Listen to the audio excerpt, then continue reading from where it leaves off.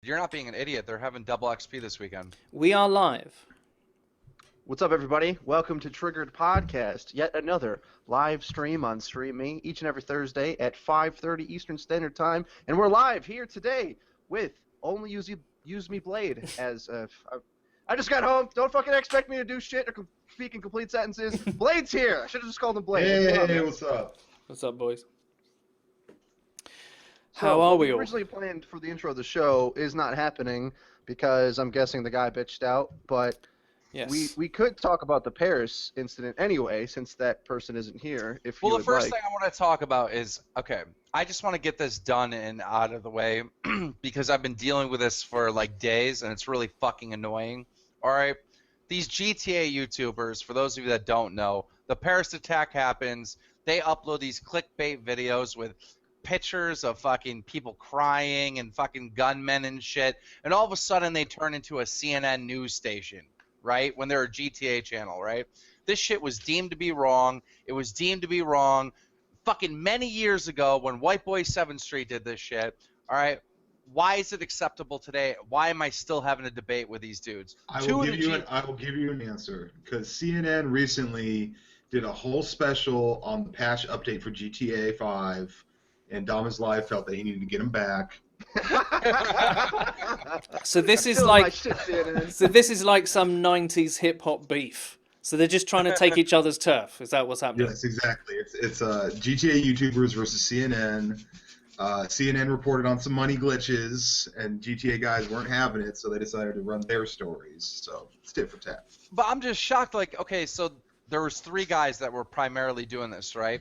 2 of the guys took their videos down. One of the guys got a strike, but then he privated all his videos. The other guy privated all his videos.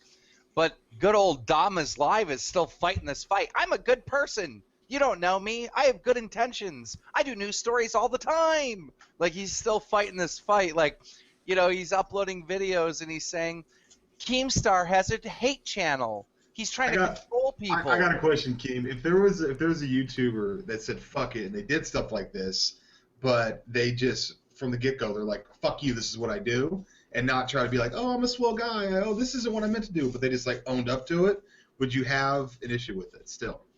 I would have more respect for that person. Okay, that's what I'm saying. I would have more respect. It's still a shitty thing, but I would have more respect for him. You got this motherfucker, Dama's Live. I'm a nice guy. I made these videos to raise money for the victim. No, you fucking didn't. You only talked about fucking giving money to victims when you got called out. And here's the other thing. Here's the thing that pisses me off about the whole situation with Dama's Live, all right? 2 YouTubers that have like 3 million subs each called him out on Twitter, all right?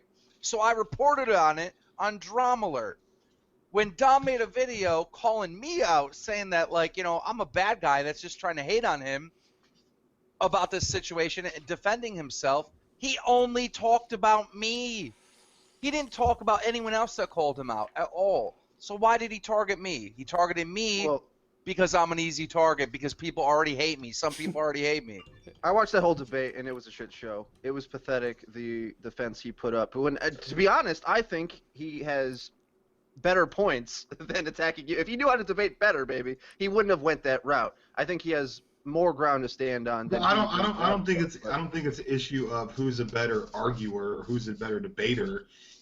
That would be fine if you had like a leg to stand on, but he could be the best debater in the world, but he has nothing to back it up. Does that make sense? Well, what I'm saying is he didn't do himself any favors, is my point. Where he like, it was a big waste of time. He was attacking Keeman, completely irrelevant. That was on a live stream. I've seen it on YouTube, but I just don't understand why this isn't over. Like, he's still uploading videos today. Like, I thought this was a dud issue. Like, he's a scumbag. He did the clickbait thing, done and over with. No, today he uploads a video and he goes, guys, I'm a good guy. Don't listen to Keem. He's just trying to bring me down. He's just trying to send hate my way. Like, why isn't this over? I got a theory and a question. What does Dama's Live, what is his channel based around right now? Right at this moment? Besides Besides this, GTA. Okay, GTA is like, what, 3 years old? Right.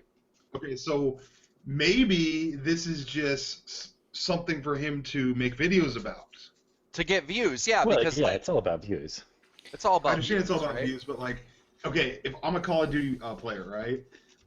My views are going to be a lot lower in like October when the new Call of Duty's not out. What can you really make a video about GTA right now? You can't. So Well, now they're all Is doing it? it. I've got They're a all question. doing this clickbait stuff. Go for it. Yeah, I've got a question that I think is pertinent. It is talking about this stuff the issue, or is it the way he talks about it? So the titling, the images, the tabloid-esque nature of his It videos. made Is that it the look, problem? to Kim's point, it made it look like it was footage of the actual attack. Oh, Okay? that's really out of order. Like it looked like Yeah. it was supposed to be some kind of news report thing.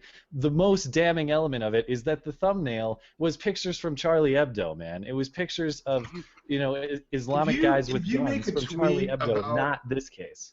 If you Right. make a tweet or make a video about this Paris situation saying, "Oh, my heart goes out to you," you're not doing anybody in the victims, anybody in Paris, any favors. What you're basically doing is you're saying, "Hey, look at me. I'm a sympathetic person."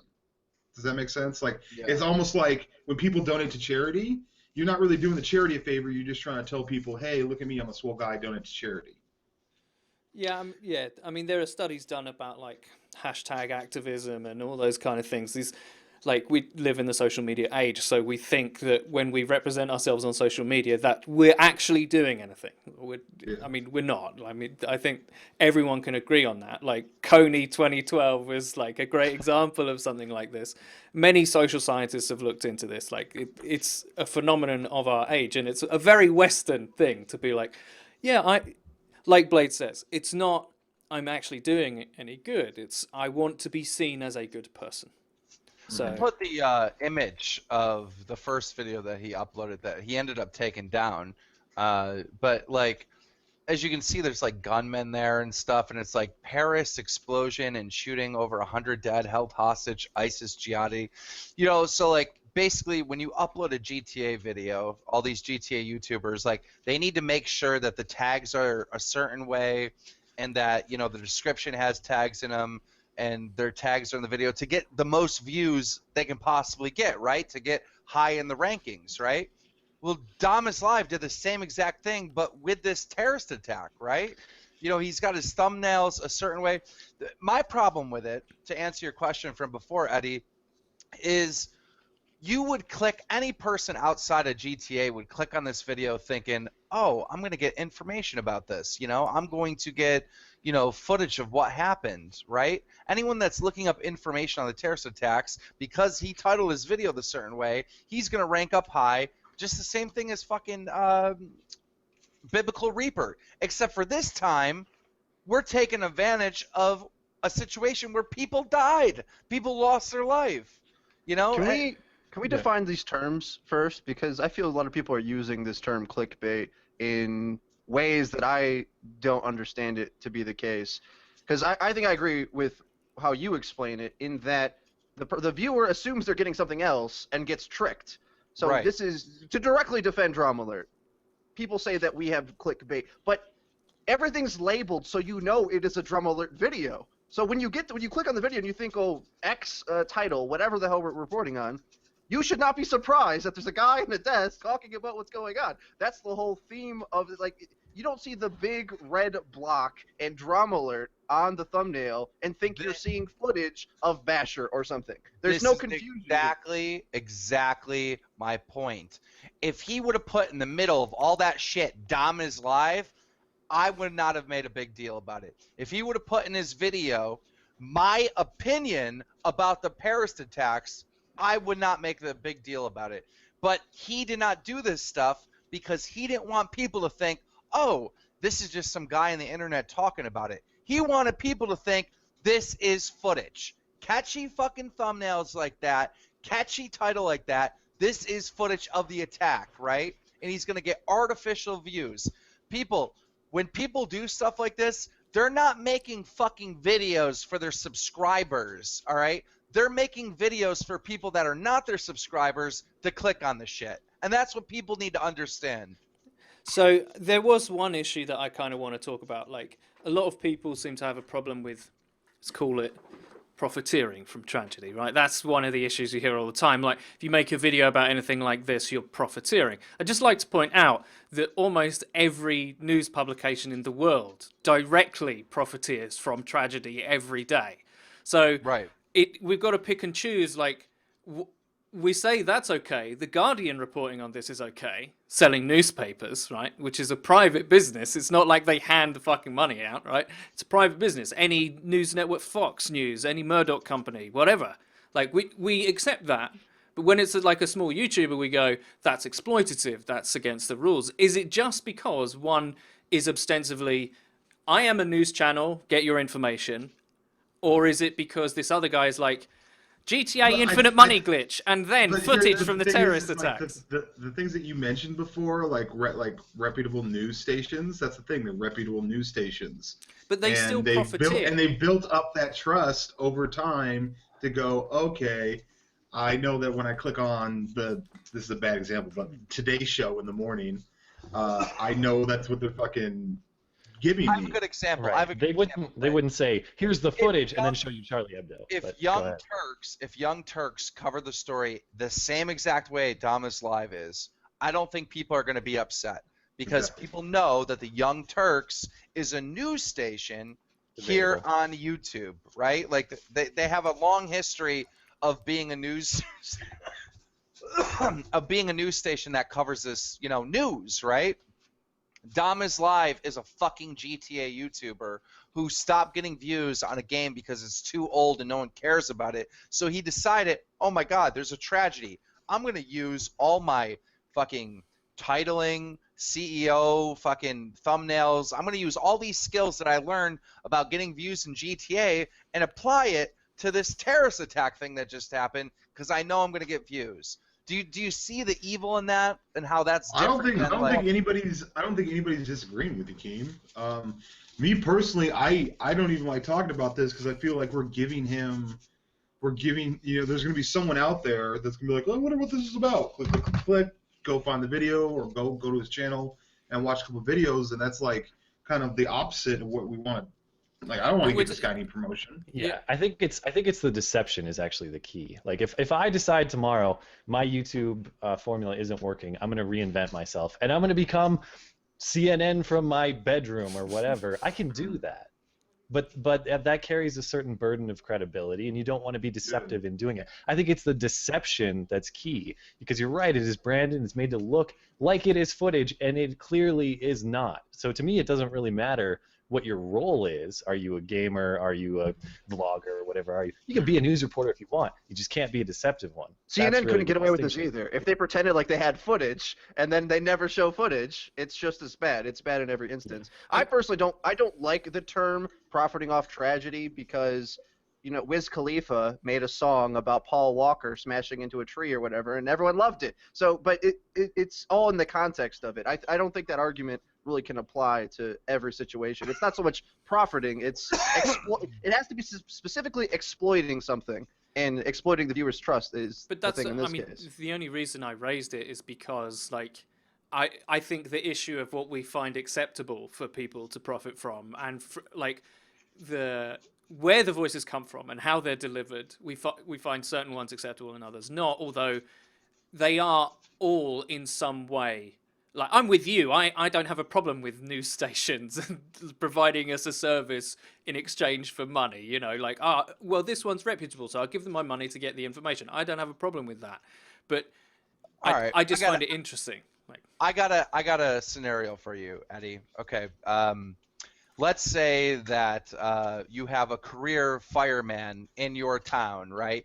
Who's been a fireman for, 15 years, right? We'll be right back, guys. And the town that you live in decides, okay, this is what we're going to do, all right?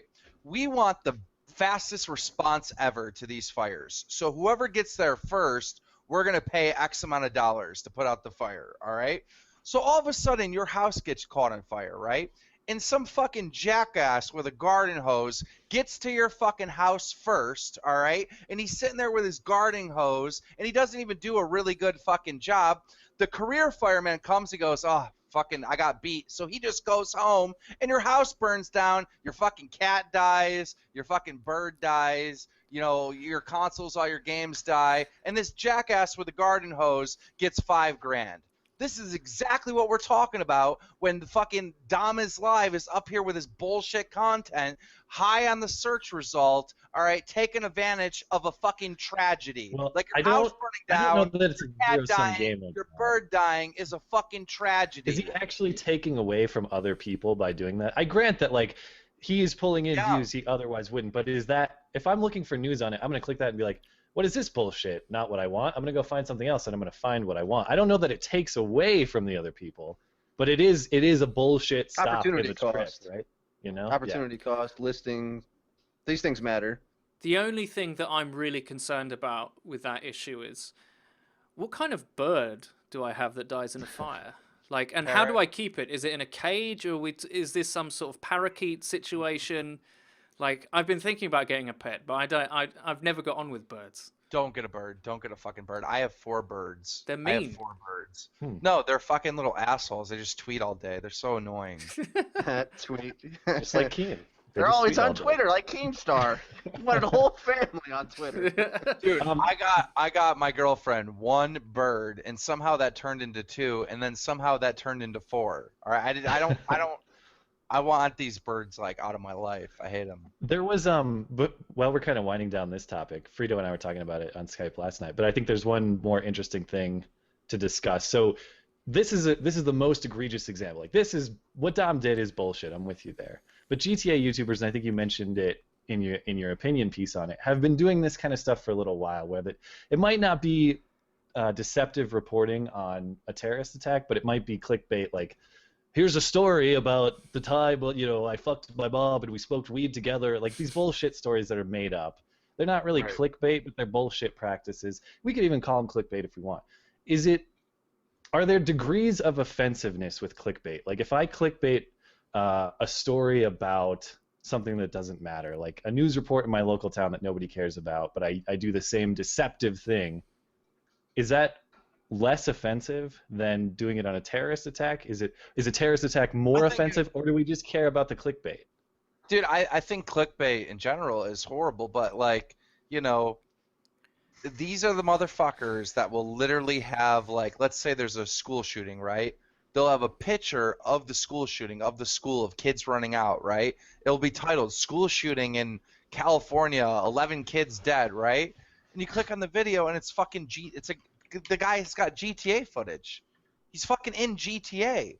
Like, how would anyone even know this is GTA? You know what I mean? Like, when you add the element of someone actually dying, I think it's more severe. Well, so here's another.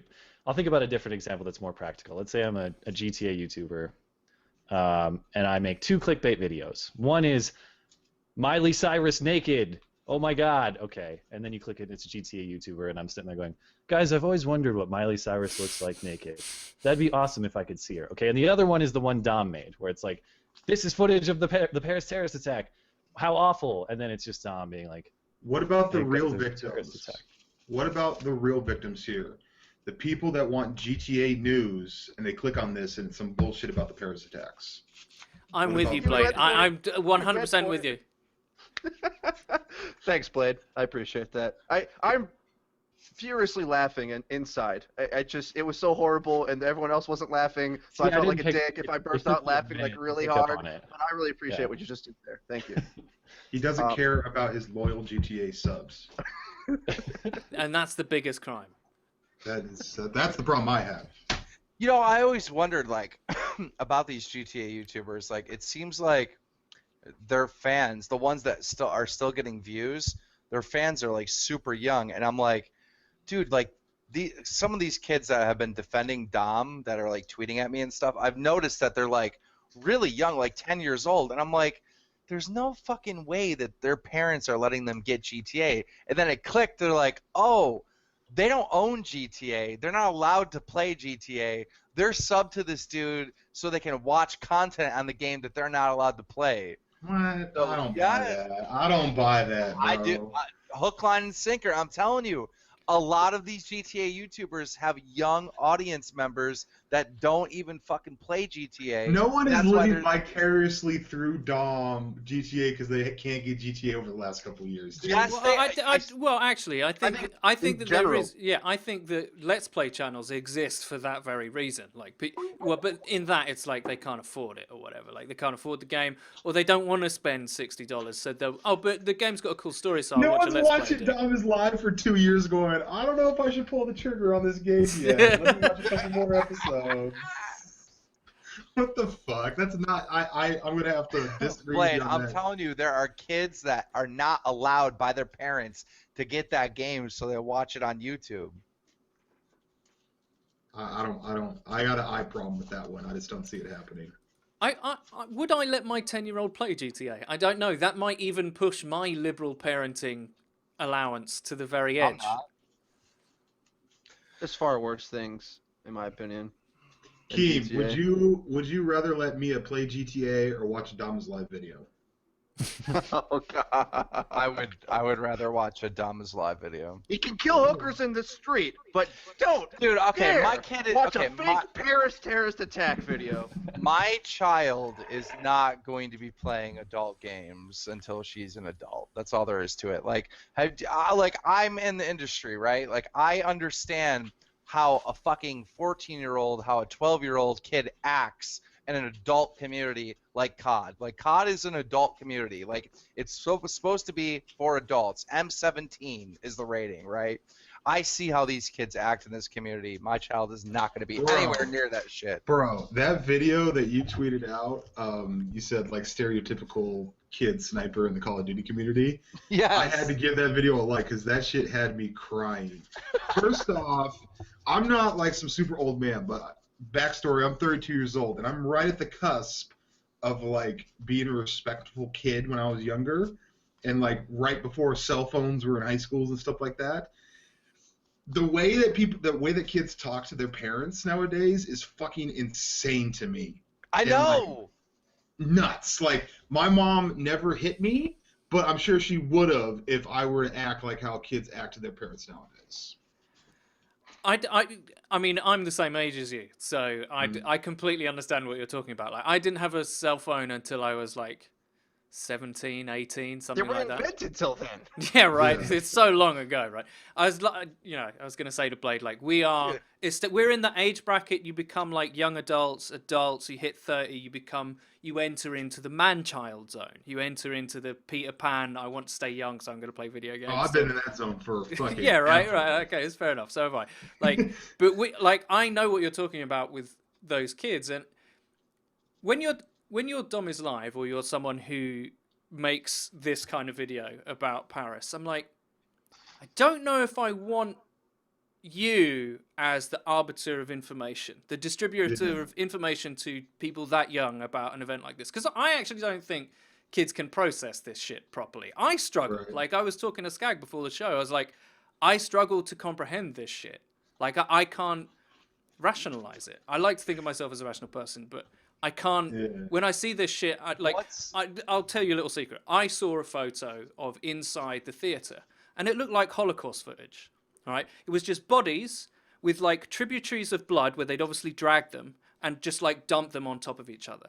And I was like, my brain can't handle that. It's like looking at Holocaust footage where they'd like fucking bulldozing all these like spindly bodies into pits. It doesn't look real. You're like, Right. why did they do this again? Oh, because of some ideological conflict. Like, I can't. It breaks me.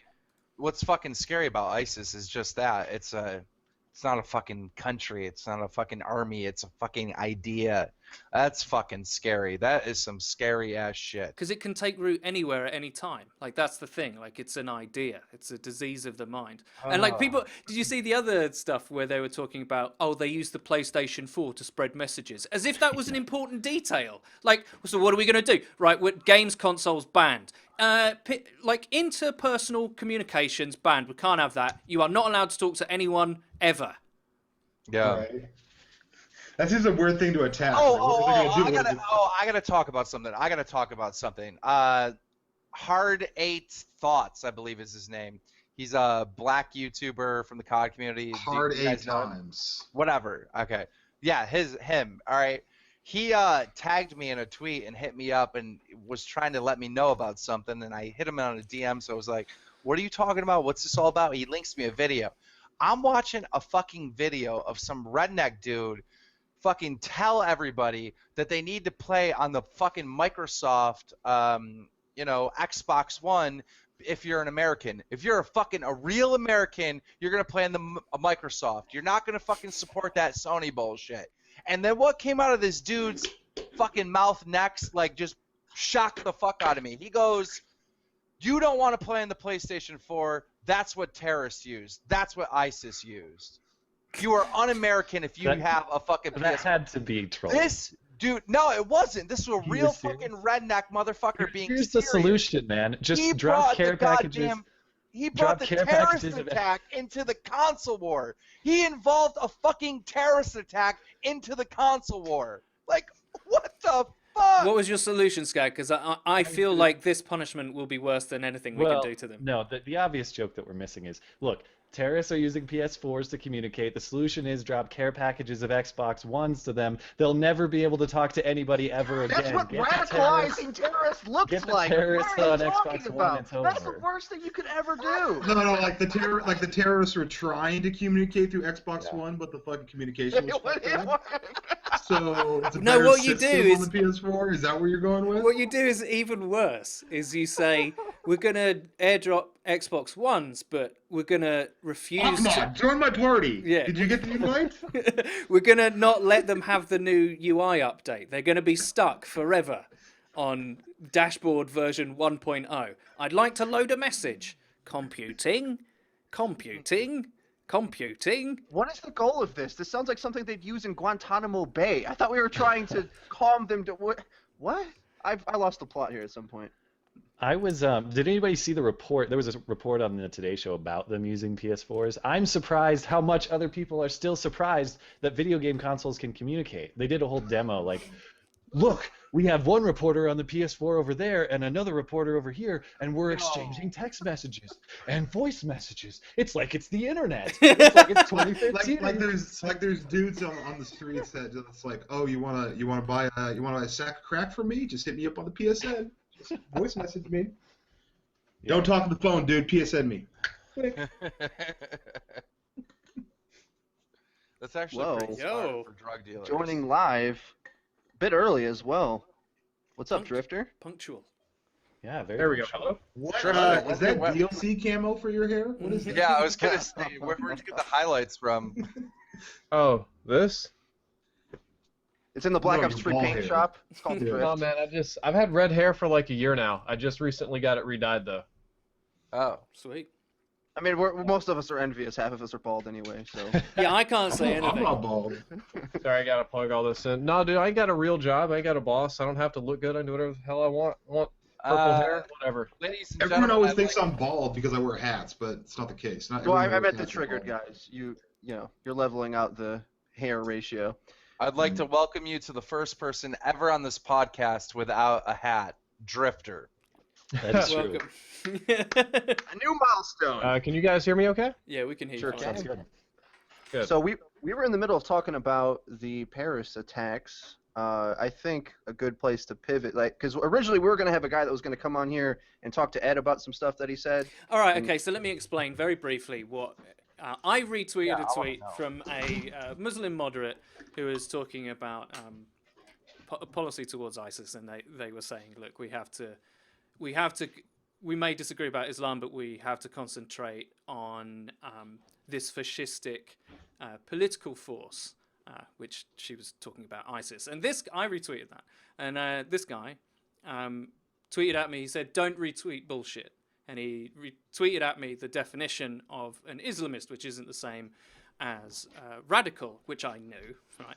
And his definition said that an Islamist is someone who seeks to change the political system to Sharia law or Islamic law, like replace any democracy or other kind of way of governance for one that is based on the tenets of Islam. and he's saying they're not the same thing. And I was like, well, I think you're ignoring the state part of Islamic State. They are Islamists, in fact. And we went back and forth. He unfollowed me, actually, because like when I said that, he unfollowed me because he didn't want to go into the conversation 140 characters, which I said, I admitted you can't solve complex problems in 140 characters. Fair enough. And then we got talking again. I was like, you can come on the show, and I'd like to hear you do... I didn't really understand his point. I didn't know whether he was saying that ISIS specifically aren't Islamists, but by his very own definition, they are. And I think he just thought that I was generalizing. Well, I wasn't informed. I didn't know, and I did. And I wanted to hear him say how they're not Islamists. They don't seek political change when they in fact seek a new caliphate. That is the point of them. So they are, by very definition, Islamists. So he was supposed to come on today, but he didn't because he didn't have time apparently. So that's where I have we a question. Are we live in this podcast? We right are now? live. Sure are. Yeah. Okay, that's important. It's at Levels of I didn't know- exposure. Like I got the link, but the time was different. So I was like, are we doing a pre-show? What's going on here? Yeah, my bad. I thought I explained that. We were going to be live and you were going to show up late. Drifter's like, can you apologize. please cut out the part about the fucking hair? Nah, it's fine. I get so much crap about hair on my channel, it doesn't even matter. So what I think is pretty interesting, like, you know, there's always an argument like not all Muslims are radical or whatever. Actually, it turns out that like roughly about 20% of all Muslims are radical, right? So it's not all Muslims. Those are some. Yeah, no, I read that. Be very careful when you say shit No, like Keena's that. right on this. I read about this. It was However, like- there's 1.5 or 1.6 billion Muslims. So, well, how much is 20% of 1.6 billion? yeah. The That's problem. a lot. like That's 300 more than- million people. It's like the Yeah. population of the U.S. There's like more radical Muslims than fucking United But States. if you citizens. have a group of people, okay, and 20% are radical, it doesn't matter if 10% or 20%. We have to deal with the radical ones, and the other ones are kind of like not important. In this Imagine- situation. But what I'm saying though, Blade, is imagine if fucking like 20% of Americans were in the KKK. That's a fucking big amount of people, right? Like, Yeah. that's- Ooh. Hey, let's talk history on this one. At one point, no joke, like 20% of Americans were in the KKK, and that's not even factoring in that like not all Americans were white, not all of them of the right age in the right like area and stuff. Like the KKK was once massive in the U.S. and like the majority of white people were members of the KKK. Did the KKK ever have any huge. benefits of being in it, or was it just a belief system? I think it was more of a belief system. So They it had wasn't a like good they got like retirement 20% off package at Costco or something like that? They didn't get. No, They like, throw really no. good parties, big Yeah. bonfires. Did they lots of get? fun, I for was just going to everybody. ask. Was there a You goodie roast bag? marshmallows You know, and what kind of? crosses. Well, I mean, I think that there's some people that want to be part of groups just for the benefits of it. They don't necessarily believe in it. I just didn't know if Well, the I'm KKK pretty was- Yeah, sure no, that it they might had be like a Wednesday potluck dinner or something, you know. Actually, if you guys want to talk about ISIS, I know somebody that tried to join. Whoa! What? Yeah. Did you report him? No, do we have time for a little story here on the podcast? Oh, Yes, yeah. yes, Okay, we this This definitely sounds do. like priority. This I'm not going to use names. My brother-in-law was dating this girl in college, okay? And this girl was just kind of crazy. I'm not going to use names here because I know they don't like that. She was just nutty, right? She was just like head over heels for him, and then she cheated on him with this Arab guy, and then this Arab guy, I don't know, they got married or something secretly, but like they were dating while then they were married. Anyway, girl's crazy, right? And she would do stuff like tell him to skip class so they could spend time together, or say that he didn't love her because he was doing homework instead of dating or whatever. But she was dating this Arab guy who was the son of the imam of the mosque that I lived right across the street from. Like I'd walk out my front door and there's this big mosque, and that imam I would see on occasion outside. That was his son, right? Well, lo and behold, the girlfriend and the imam's son got arrested trying to they were trying to fly to Turkey to join ISIS. Not even joking. Like, this guy had become radicalized in the U.S., and he tried to join ISIS. And the girl in particular was not Arabic, okay? She was a black girl from the southern United States, very like Southern Baptist family, father's police officer, my mother worked in a hospital or something like this. Very conservative background, so it was really shocking to me. And what was funny is like when the FBI released some of the information, like I read it on the news or whatever, they had chat logs, and I was like at the gym, like working out, like lifting and stuff, and I'm watching the news, and it's like American ISIS member skilled in chemistry and computers, blah blah blah, and I'm like, no, this bitch was dumb as hell. She couldn't spell computer if her life depended on it. She did like a chemistry lab, like literally like a chemistry lab, and then told the people at ISIS that she was good at chemistry. And I read some of these chat logs. She's like, "Is there when we get to Syria, is there going to be like an English section of the camp? Because I don't speak Arabic, and I was really hoping that I could hang out with other Americans." I'm like, The definition of white privilege right there. oh, she was black, but it's but yeah, she's in prison now, family disowned and all that kind of stuff.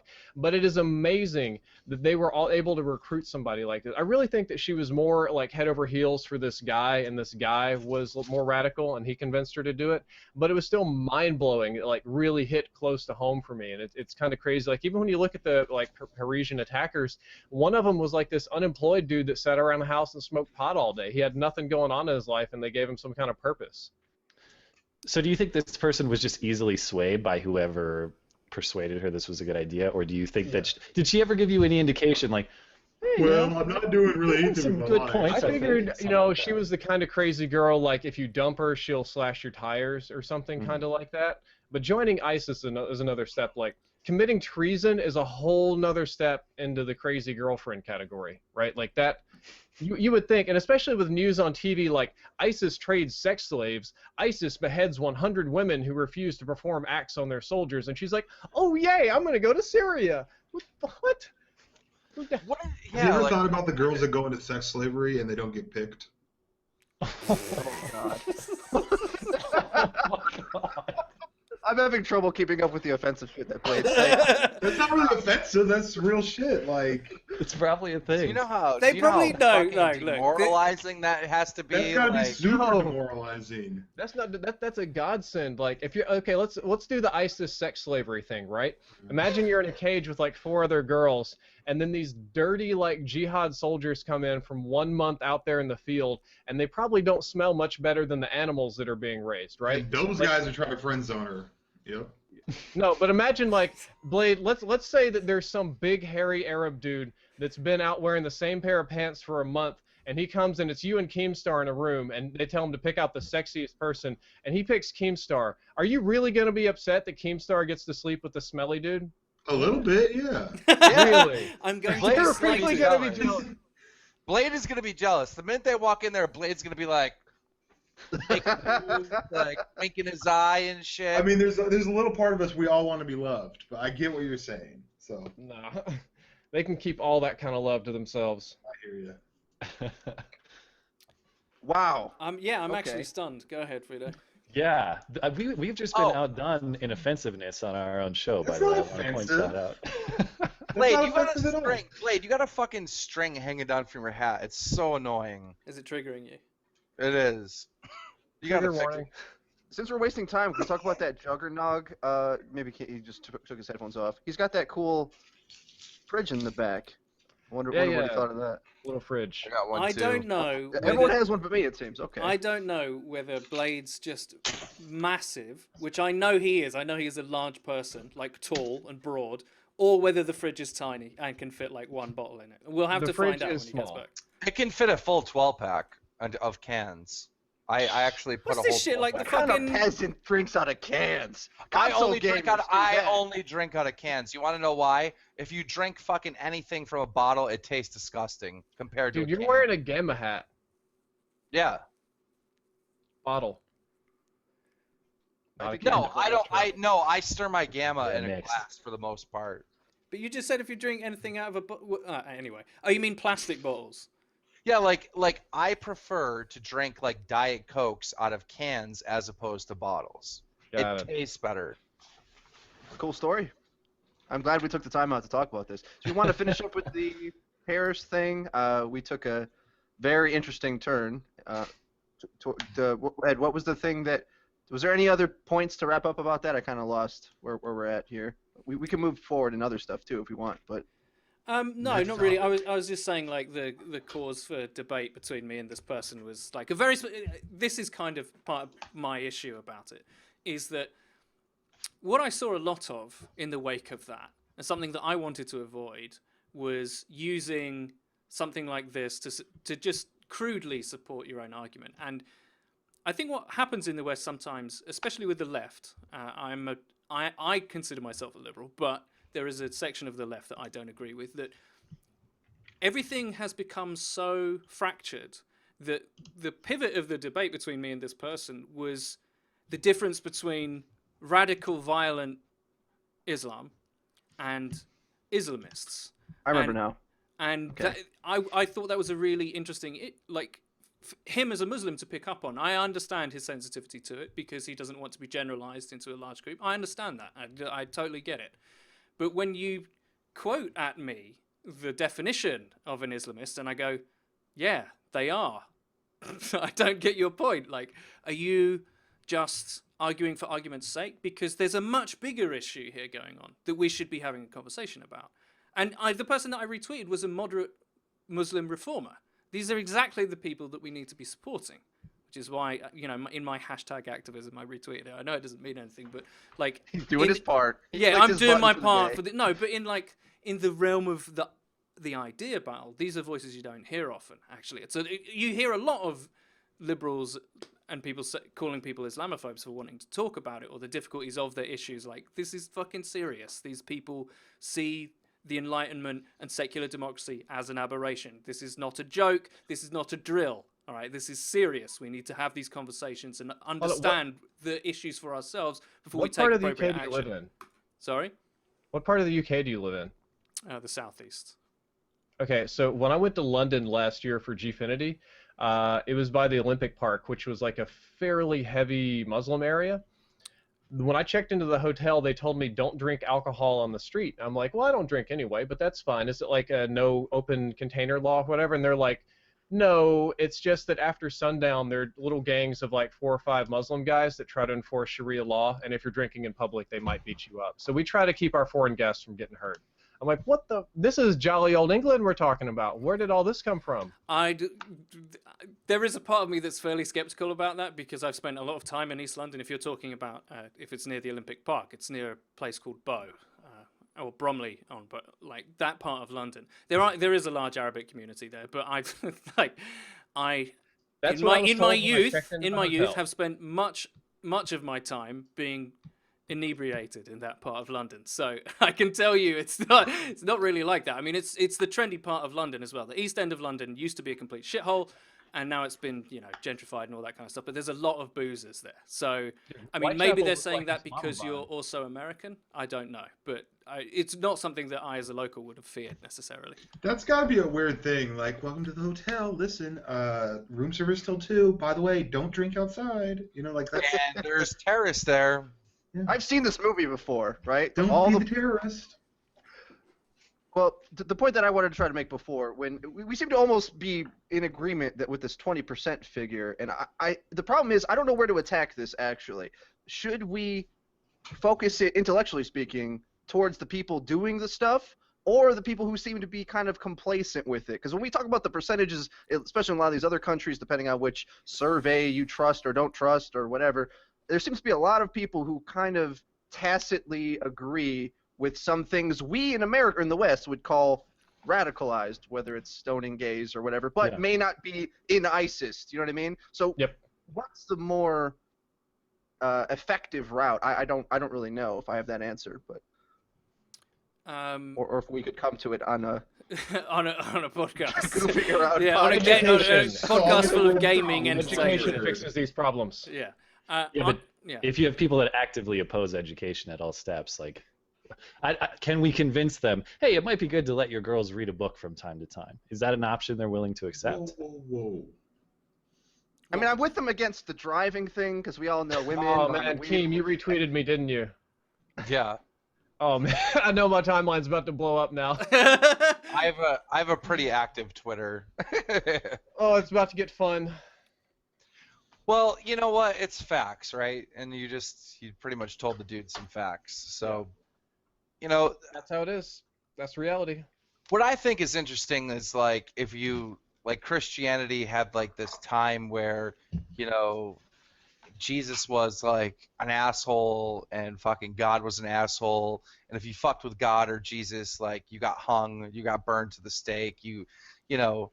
But then, you know, over the years, Jesus turned into a hippie, right? Jesus was everyone's best Jesus was friend. brutal at one point. Let me be clear. Jesus went from brutal to He had his peaceful. cocaine years that weren't in the Bible. Yeah, you know, like, yeah, 18 yeah, to because- 30. well, okay, let me explain what I'm saying. Like, Christianity, like the Catholics, right? They used to kill people, like fucking torture them and murder them, and Yes, the like, all Crusades di- and the Inquisition, yeah. But yeah, but what I'm it's- saying is like Christianity went through that whole like we're cunts thing, and now Jesus is like, Okay, fucking Keem. Okay, the same people that go to Dama's Live for their ISIS news is the people that would want to come to you for their Sunday school teachings. If that makes sense. but it's the truth. It's the truth. What I'm saying is the truth, Blade. I'm sorry you don't know the are history. you saying that optimistically? Like you think Islam has potential for I would love to reformation say and it. I would love advancement to and all say that it. stuff? I think maybe like, you know, basically Muslims just haven't got to the point where, you know, Allah is a hippie yet. Well, I think if you're talking about 20%, so what you're saying is that Christianity went through Reformation and became more secularized, and yes, that's certainly true. That went along with the Enlightenment movement. Like that is the reason why we have a much more secular society now than we did then. Now, if you say there's 20% of people that believe in this deeply conservative strand of Islam, it's a lot of people, but they're not all in one place. They're spread around. You know, they're in little pockets in different countries and all that kind of stuff.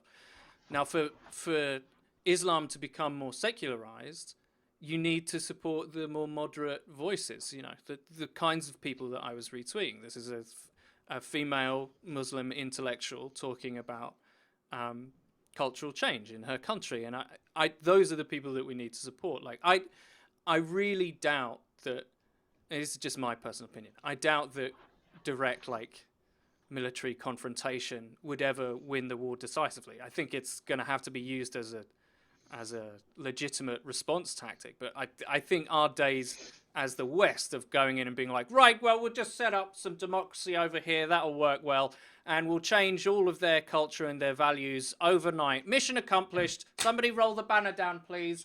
Like, we're out of here. What you're saying that those people just faded back and waiting for us to leave? No, that's not what happened. No, that's not what happens. We're right. The democracy's here. There's not civil war. No, there's no civil war. That's over, right? We have to win a cultural war. We have to win the war of ideas, and we have to take it seriously, is my point. Have you ever thought about making them rich? It's what we did to stop the spread of communism. We had this idea that we would stop it, and the idea how we did that is how we propped up other EU countries and like Asian countries and tried to make them richer, because when communism would spread in, the super poor would move up like a little bit, but then most everybody else would move down. So we had this idea, if we worked really hard on their economies and made them rich, they would have like a lot to lose and they wouldn't go for communism. Maybe we could do like a similar thing for Islam, because most of the radicalism But comes isn't the definition of rich is having more than others? Because if everyone's rich, then no one's Take that back. rich. standard of living increase. That's Sure. more appropriate. Yeah, I mean it's certainly a tactic you could use. However, I mean many much smarter people than myself, many intellectuals who are serious about this issue, just go, Saudi Arabia.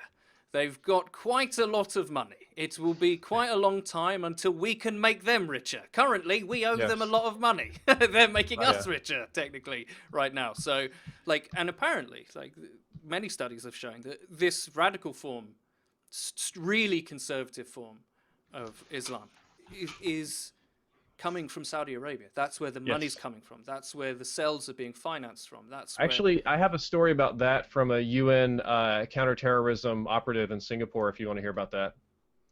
Yeah, go ahead.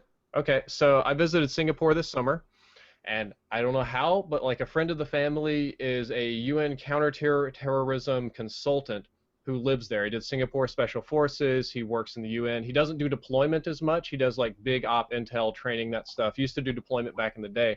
And if you don't know anything about Singapore, it's a tiny island country. It's literally one island with 4 million people, and it's sandwiched in between Malaysia above it and Indonesia below it. And Indonesia is like the largest Muslim country in the world, and Malaysia is like number 4 or 5 or something. Now, Malaysia is largely Asian. That's the Asian Muslim country that you're probably thinking about. And they were relatively liberal on the scale of that. But what happened is the country is also fairly poor, but they started getting these free schools and free hospitals and a lot of support from Saudi Arabia and some of the Gulf states and stuff like that. So they would build like a new school, but it would be a religious school. They'd build a hospital, it'd be a religious hospital. They'd build this awesome mosque, but it would be their kind of ideology. And about half of these were actually recruitment centers. Like, it was to push some of their ideology, so the whole country moved to a more conservative type of Islam, and laws got stricter, more like you would see in the Gulf states. And some of them were being used to recruit, ISIS members or terrorists or whatever you want to call them. And this is exactly what he told me, and he told me that's been going on, which is why Singapore is getting really, really worried about the war on terror, because they're sandwiched between two. Like, Singapore's 4 million, Indonesia's like 150 million or something crazy like that, and Malaysia's like 30 million, so they can't fight this war. But the Gulf states are using their money to buy influence in other countries, and it's not just there, but it's kind of all over the world. I think there was some in South America too, if I'm not mistaken.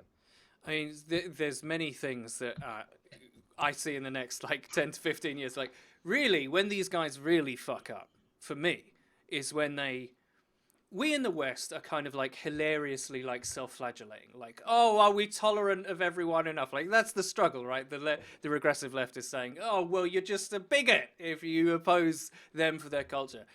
If these guys like try and like retake Chechnya for Islam, or they try and fuck with northern India and into China, like they start fucking with those people, like they'll just brutalize them even more. Like that, we in the West, in Europe, with our secular values and our regard for human rights, we're a soft target, right? Which is why a lot of them come here, because our free speech laws, everything like that, protects them and their ideology from us being like, well, get the fuck out, because we have the memory of Nazi Germany and it's on all our consciences, like all the time. Like, it's a huge cultural import to our collective mind.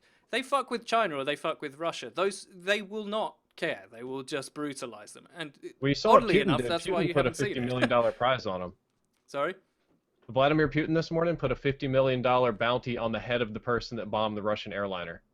He don't fuck around, man. No. He definition of gangster right there. Yeah. Spetsnaz doesn't care. Tenin Stoshna. Like, they do not care. So, yeah. And I think you mentioned Chechnya. They butchered people in Chechnya like 10 years ago. They had Russian diplomats that were kidnapped, and they tried to ransom them, but then they just killed the diplomats. So Russia found the person in charge of this operation, and he just disappeared overnight, right? And then body parts were showing up in the mail to his family members, and then a week later, all the family members were killed. Terrorist attacks in Chechnya went downhill really fast after that. Yeah, it's kind of fucked up. That's crazy, because I don't really check my mail that often. So I'm gonna go check my mail. You know what I thought was pretty interesting and crazy is when this Paris attack happened or whatever, there were people right away that were uploading videos to YouTube calling it a false flag, like saying that like the government was behind it and stuff. It's like, dude, you don't have time to even analyze like any of the data. Like, not all the facts are out. How are you gonna even fucking, like, you're such a fraud. I already saw the posts of like, look, this actress was here at the school shooting and now she was there crying at the theater. You know what I mean? Like, there are people that believe there are hired conspiracy actors and actresses who go to these events to cry on their phones and stuff to perpetuate this myth that we're under attack from school shooters, from Islamic extremists, from various attacks. I don't know what the ultimate goal is. You know what I blame it on, though? You know what I blame it on? All the fucking pranksters on YouTube, right? Because them doing all that fake shit makes it seem like everything's fake. Yeah, by the way, the Paris attacks, just a prank, okay? It's just a prank, bro. Yeah. God. A new all-time But all these low. people died. It's just a prank, bro. The last comment I have to say about the all of this really is I think what I would like to start calling moderate Muslims from now on revolutionaries. Because I'm sorry. Somebody typed In in the the chat. chat it was just a social experiment. I'm fucking I almost died. Okay. I thought you were laughing at the idea of moderate Muslims first. Yeah. I mean, Yeah, that's what I was thought like, you were damn, doing. Pete. Where was the punchline on? Anyway, my favorite one is Ayin Hirsi Ali. I'm probably saying her name wrong, but there's a lot of, especially women coming from that area, that are just sick of the bullshit. And it's very American. It's very like French Revolution, and they need to have their own revolution, reformation. And the sooner the better, ultimately. And that's my last sentence on the subject, if I know anything at all, which may not be true. Do you want to get off this heavy shit? Yeah, Because I let's think do that. Let's move on. Yeah. We've insulted enough people for one night. 20% of you are terrorists. I see the numbers. For those of you that are new here, I mean, the show is called Triggered, so. Yep. All That's right. kind of the goal. So hopefully we reach that in the first hour. I else we want to talk about something that I seen the other day, real quick. So I've been on this weird sleep schedule, right? And all of a sudden, like the cable TV shows, all of a sudden turn into like religious shows at like 3 a.m. It's like really crazy stuff, right? So, you know, you got this guy and he's like selling holy water and all this shit, saying, and these people come up and they're like, oh, I drank the holy water and God gave me $20,000, just put it in my bank account, some weird shit like this, right? Well, all of a sudden I'm clicking through, right, and I get onto this one lady, and she's a minister, and she's talking, and she puts a speech out, and I was like, this is the most logical thing I've ever heard from a religious person. So she's like, you know, sometimes you're just sitting there praying. You're praying and you're praying, and you're asking God, you know, for something, right? And you're just not getting it. Maybe God wants you to go solve the problem yourself and learn yourself the wisdom so you never get in that problem again. And I'm sitting there, I'm like, this bitch is a pastor, and she just said, don't believe in God, do it yourself. No, she was basically saying like, she's God basically helps those like who help God's themselves. really busy. Really, do you really think he gives a shit about your little problem? But Like, it was like the most logical thing from a crazy religious person I have ever heard. I was like, I was mind blown. There's this beautiful thing called Occam's razor, right? So when you have an idea, and then you walk 3 miles in a circle, and then reach a conclusion, and all the rest of the bullshit could have been cut out, you essentially cut it with the razor. So all the magical bullshit in between her little speech, just saying, you could have just skipped to the pick yourself up by your bootstraps part and See, been at I the thought same we place. were going to go. She was like, God wants you to create your own miracles, people. Go do it. Right. It was- God's trying to have a day off. That's what she's saying. She's like, he's just so sick of you guys always. Because think about it. If you're God, I would hate people because I'm like, really, another problem? Okay, you know what I mean? Like, Well, I think he's trying to do that because he doesn't want to miss out on Double XP weekend. That's why. Like he's only like 4th prestige. He can't get any time. Can't get any. Are you time. on God's friends list? Is that what you're saying? You've been keeping up on his stats? Well, yeah. I mean, I'm only on his friends list because he got angry at me and wanted to 1v1. Turns out there's no way I was going to win that fight. So think about that. Think about it. If you're God and the only time people really holler at you is either to fanboy on you or to fucking ask for help. Really, that's like billions of people are bugging you. Yeah, Either I help don't you- understand the that whole. just sounds like pray Keem's for- mentions to me. I don't understand the whole like pray for Paris. Like every time there's a tragedy, it's like pray for someone, right? Like, are we all saying as like worldwide that like we're lazy and that like we're late to the fucking praying or whatever? Like, shouldn't you have prayed so the event didn't even happen in the first place, right? Well, pray for that's the people's question. safety. Who did the Muslims out pray? Did the extremists? I don't want to put them all in the same box. Did the extremist Muslims out pray the rest of us here? Because they got their goal done and we couldn't stop it. So we didn't pre-pray hard enough. That's the only conclusion. We got to pre-pray in advance of all these horrific acts. There was this thing on Facebook I saw. They said that there's never been a situation where a doctor doesn't perform surgery unless he gets 10,000 likes. You know? Yeah. Well, that's kind of like, okay, so everybody changes Wait, their what? profile picture to something with Paris on Facebook or Twitter or whatever, and like it's like spreading awareness. Like, no, everybody's already aware. You're doing that to doing feel it No on one's Black going, Ops. what? He changed his Twitter thing? What's this about? I got What? killed last night. The guy's emblem was the Paris shit. I'm like, oh, thank you for dicking on me, and thank you for making me aware that Paris is under attack. I appreciate that. Thank you. You know what fucking you know what was really hilarious to me when Ronda Rousey got beat. I don't know if anyone saw that UFC. Yeah. Yeah, I Has, think has anyone seen it? Everyone heard Oh, about it it, was yeah. fucking great. Yeah. It cost $70 for this shit. I can't believe I'm even buying this stuff anymore. It's a lot of money. But anyhow, If it fits know- into a vine, you shouldn't be able to. You shouldn't sell for $70. no, it's so Right. great to buy it. But anyhow, so Ronda gets knocked the fuck out, right? And all of a sudden, this hashtag is like floating around on Twitter. Pray for Ronda. And I'm thinking to myself, I'm like, you We've already moved on from the motherfuckers. Paris thing. No. I was thinking to myself, these motherfuckers. Do you know how many women Ronda has beat the fuck out of? Like, you weren't saying like pray for all of Ronda's victims, right?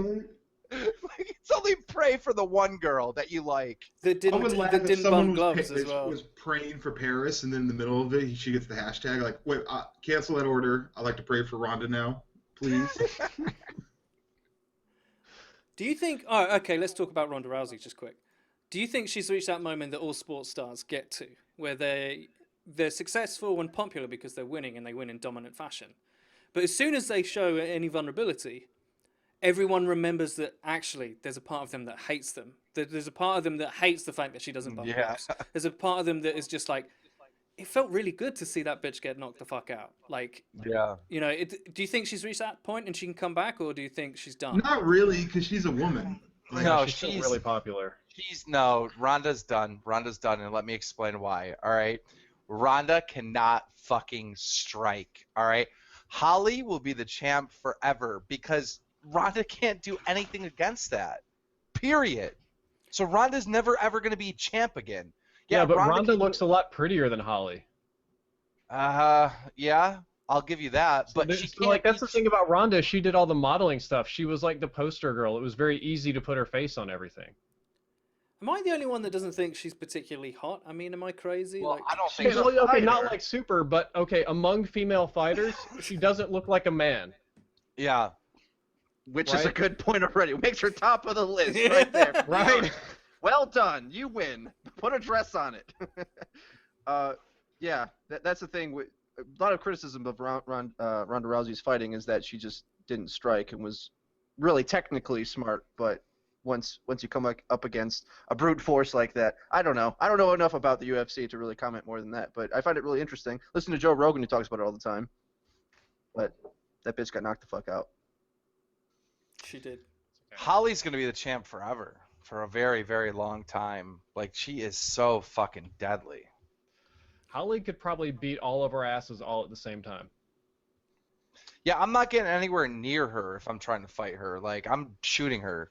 If you Actually, ever, maybe if we all work together and use Blade as like this human shield to take most of the strikes and just kind of push her against the wall, maybe. Yeah, we'd have to put her to the ground. That's the only way. I tell you the worst part, right? Everyone else, raise your hand if you've ever been hit, like as hard as a woman can hit you with a clenched fist, because I have. How can you As tell? hard as a woman can hit you, or Yeah, hit as by hard any... as hard as that person can hit you if she's female, because I've been hit in the face. By not female, never mind. All right, Yeah. okay. So I'll tell you a little story. So this happened at a bar, unsurprisingly. This girl was a lesbian, again, unsurprisingly. Maybe I'm triggering a few people with that. But myself and this girl had interest in the same girl, basically. And she just started mouthing off at me. And I was like, okay, look.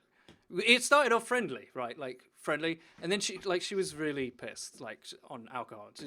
She just got to a point where she just wanted to give me shit, because she knew I wasn't going to do anything about it, because I'm not just about to smack a girl in the middle of a beer garden. That's not my style, oddly enough. So she got more and more aggressive, and I started to think, there's no way out of this. There's no way out of this. I'm going to have to take one for the team. And I tell you the worst part about getting hit in the face by a small lesbian is you don't ever fully appreciate how bony their small hands are. Like, that was actually the most painful part. Apart from the pride, it was like being hit in the face by 4 stilettos. So I can promise you that Ronda Rousey or that homegirl would fuck all of us up, because you wouldn't be prepared for that shit. So it was just one punch, or how'd this develop? Yeah, I mean, it didn't One fucking hit? floor me or anything, but it stung a But lot. did you back off the object of your desire, that other that other She girl. established her dominance on you? And you No, gave no, up, or no. what happened? Let me just say that punching a guy for no reason didn't work in her favor. Let's put it that way. Seeing as the girl wasn't gay either, so it was a long Well, then, shot that it was you gonna would work. think that fact would have been established prior to the punching. I think that was part of the reason, though. I think it was part, it wasn't frustration, or it wasn't to establish dominance. It was just pure It frustration. was ball, blue balls, It's basically. got to be frustrating to be gay, and like you see all these attractive people, and you know there's like a 1 in 20 chance that they'll be gay, and you're like, well, there goes that one, and there goes this one, and just probably get really sick of that. I believe there's specific establishments that they can go to where. Yes, there are. Yeah, it's nice. Yeah, sparkly but ones. Drifter, even though you're saying that, there's only like a small like percent, unless you're like a fucking model, right? There's only going to be a small percentage of people that are actually attracted to you, regardless if you're like a normal person. So, True. I mean, unless you're Blade. I mean, It's a curse. Exactly. What can we say? And let's What be are we honest. talking Let's be about? honest. Like how many glasses of Chardonnay are most girls away from being at least curious? It doesn't work the same for guys, but at least for No, this no, one's no, actually that's the so other. You got understood. that back asswards. Like There. Go ahead. I'll explain. There's a story here, I feel. breaking, Drifter, bisexual. Okay, no, not Hashtag bisexual, but I read a lot of things, right? Most of the studies that I have read indicate that bisexuality is and homosexuality is way more common in men than in women. Like, we've stereotyped it because, like, the lesbian porn and, like, oh my god, 2 chicks at the same time, that's really hot. But realistically, there are, like, a shitload more gay dudes and bi dudes than there are gay or bi women. And I've heard the exact that's just opposite. how it is. Yeah, I've heard I saw a personally study think that all women I don't know. I are cannot bisexual. agree with that. I saw a study I that think when they sat down women. I think all women are bisexual. Or They 99%. sat down women, they sat down men, and they showed them images of same-sex eroticism, whatever. They showed them porn, basically, and measured their arousal with all the beepity-bops hooked up to their body. But the women responded with arousal much more frequently than the men did when shown sexual images of other women. But this is one study. I haven't seen, like, tons, but the one I saw said the exact opposite of what you're saying. Okay. Well, like I in feel it's very easy to Afghanistan, like it's like part of the culture where like my buddy was like in the military, so he was over there, and he was telling me like it's part of the culture where like little boys suck off like men. Mm-hmm. Like that's part of the culture. Like I know that this is talked about a lot, but that's part of the culture. So if you're taking humanity as a whole, maybe, but like not in America, I don't think. I feel it's very easy to get these tests incorrect. Were they Of perhaps course, you have to. counting You, the when trained? you think about a test like this, you have to think about the people that are willing to take this test. Yeah. Exactly. You know, It's it's a so many errors. From any When you area. hear about average like, well, population. survey says, well, who you have to think about who did you get to take this survey? You're not going to get an accurate percentage. You know what I mean? That's true too. Because like It's kind of like people that go on jury duty. You know what I mean? Like Look, if don't you're judge dumb me. enough not to Don't get out of judge jury me. duty, you're My not a good Wi-Fi was out that representation. day. All right, don't judge me. Okay, my Wi-Fi was completely out. I had no other option, so I decided to go to this clinic. Okay, don't judge me. All right, is gay porn better than no porn? That's a topic for discussion. Oh God. Maybe I for find you, myself- that's a.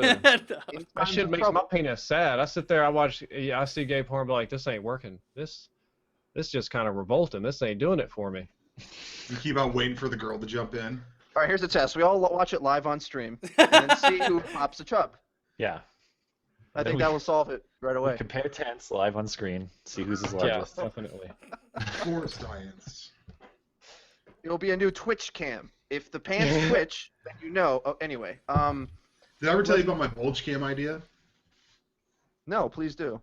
Okay, so here's the thing. There's an inequality between guy streamers and girl streamers, okay? I would not want to be a girl streamer. Hear me out. Hear me out, okay. Let him go. One time, I play Call of Duty, and I went to the Call of Duty section of Twitch, and I looked at who the top streamer was, because I just wanted to say, okay, what would I need to do in order to be the most viewed streamer in the category of, at the time, Advanced Warfare? And when I clicked on it, it was of a dude, and his face cam wasn't on his face. It was on his basketball shorts over his controller, so he could prove to people that he wasn't using like a modified controller. And I was thinking, like, if I were to have that same thing in good lighting and like a just a big ass erection, that would be me going, no, it's just the controller. The same kind of way like when girls have their tits out on cam, they can get away with that. And be like, no, this is just my camera. Dude, you'll get all the e-boys, man. I Yo, will go to think that. about that. Hey, wait. Doesn't Wings of Redemption do Intense Productions or whatever? Like Intense. Yeah. Intense Yeah, camping. yeah.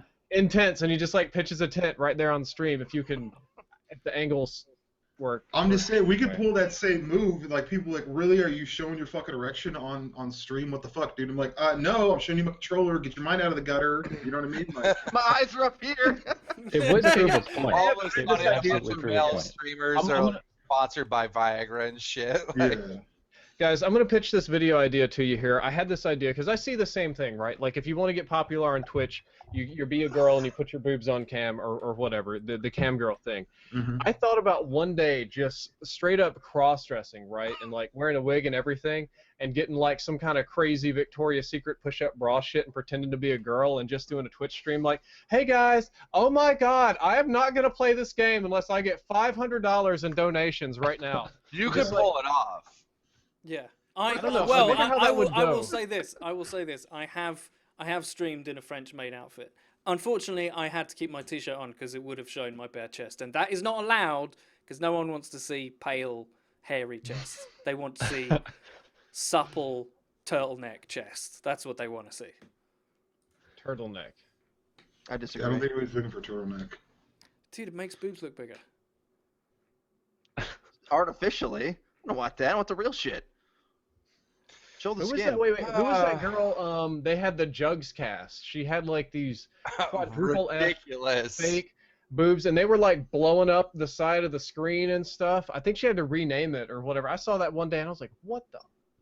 They all It was stream ju- League Is of the Legends. rule as is the well. rule cleavage is allowed but nipple isn't? Is that the rule? Dude, you could be such a cunt. Like, okay, her name was Jugscast, right? If Twitch was like, the name of your stream is inappropriate, you have to change that. You could be like, yeah, I collect mason jars. Like, what's wrong? Like, you know what I mean? Like, what is this, some sexist shit? What do jugs mean to you? Like, the If a world girl is had so no nipples, fucked. could she go completely topless? Would that be okay?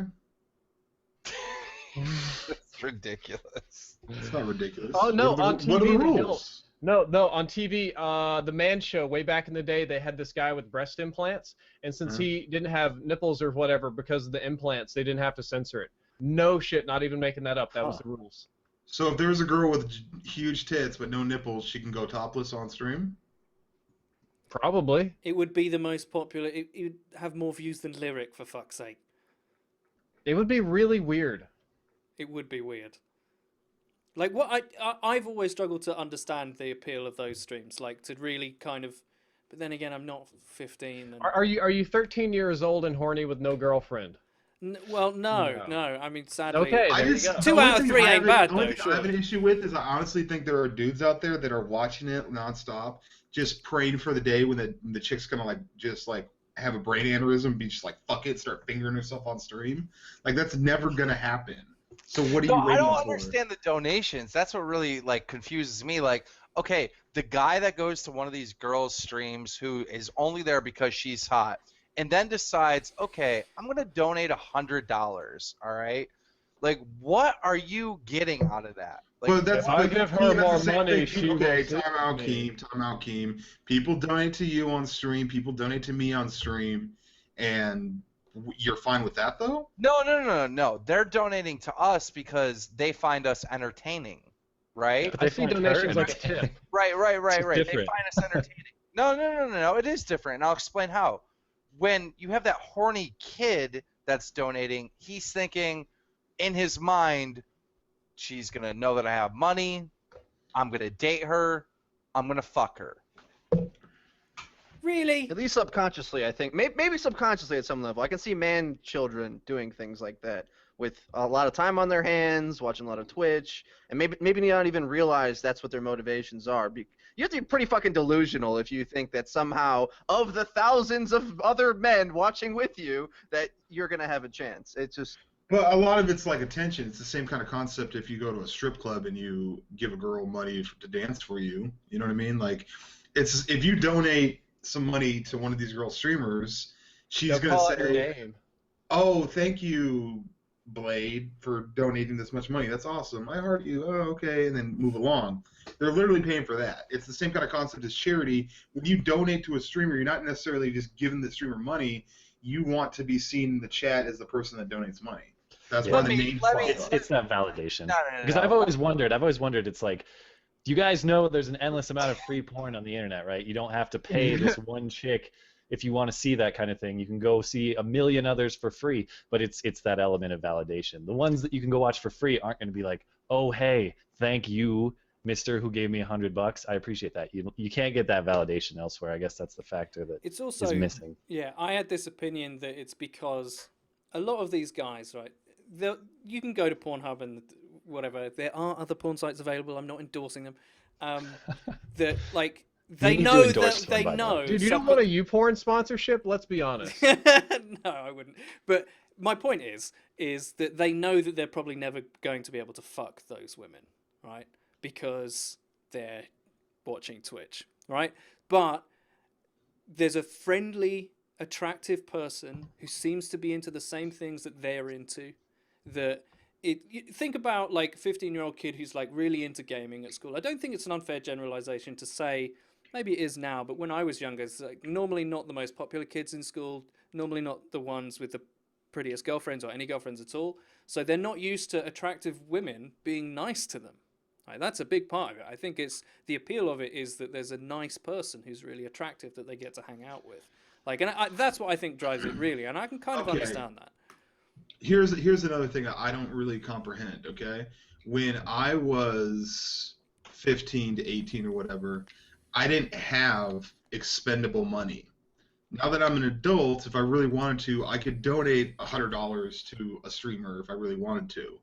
So why would you target yourself towards a demographic that doesn't have money to donate when you could be targeting a demographic like a 25 and up group that probably does have expendable income to justify donating that kind of money? Because like you, they're not gonna give it to stream girls because they have real girlfriends or wives, or they've learned that shit don't work. They're smarter than that. It ain't gonna happen.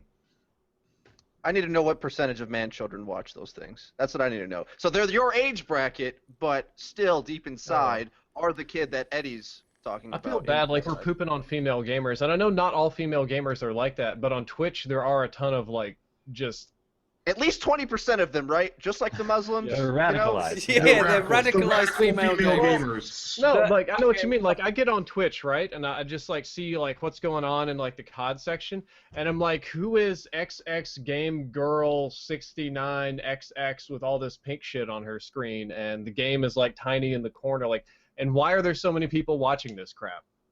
Yeah. I don't It think doesn't bother me. Well, personally. yeah. it goes both ways. Okay, so last night somebody tweeted me. They said this girl's showing her fucking tits off on Twitch. So me right away clicked on it to find out what was going on. right? Research is important, people. Research is very important. So I get over there and it's a hot ass girl. All right, but the thing is she just had she had a tank top on, right? She didn't have like one of these like super sexy. She wasn't even showing any cleavage. Well, her boobs were huge. She's got big boobs, right? So she had a little bit of cleavage, but it wasn't like her boobs. She didn't have a bra where she was like pushing them together. It was just like a normal tank top, right? And I'm like, okay, why is everyone making a big deal about this? And like she had 40 people in her room, all right? She's playing fucking COD, and every single person in that chat's like, why are you showing off your tits? And I'm like, it goes. This is a situation where it went too far, right? Literally just targeting this person because she happens to have tits. Yeah. It turns out hot girls look good in anything. Like, what do you want? She Yes, dress up in a yes. mummy suit or something? Like, what do you want at some point? I felt bad for her, so I was like, yeah. I mean, I don't buy So a you lot donated, right? Yeah, $100. Actually, I tweeted. I ended up deleting this tweet, but I tweeted out. I go, I really want to thrust this streamer. I saw and that I tweet, linked and then it disappeared. And then I said underneath it, "Oops, I mean, I want her to join Thrust Nation." Yeah. Yeah. Wait a minute, Well, you can't say, "Oh my God, I can't believe people are fucking picking on this girl," and then send your army of mindless soldiers. No, this is after the fact. After the fact, I gave her a shout out because I felt bad for her.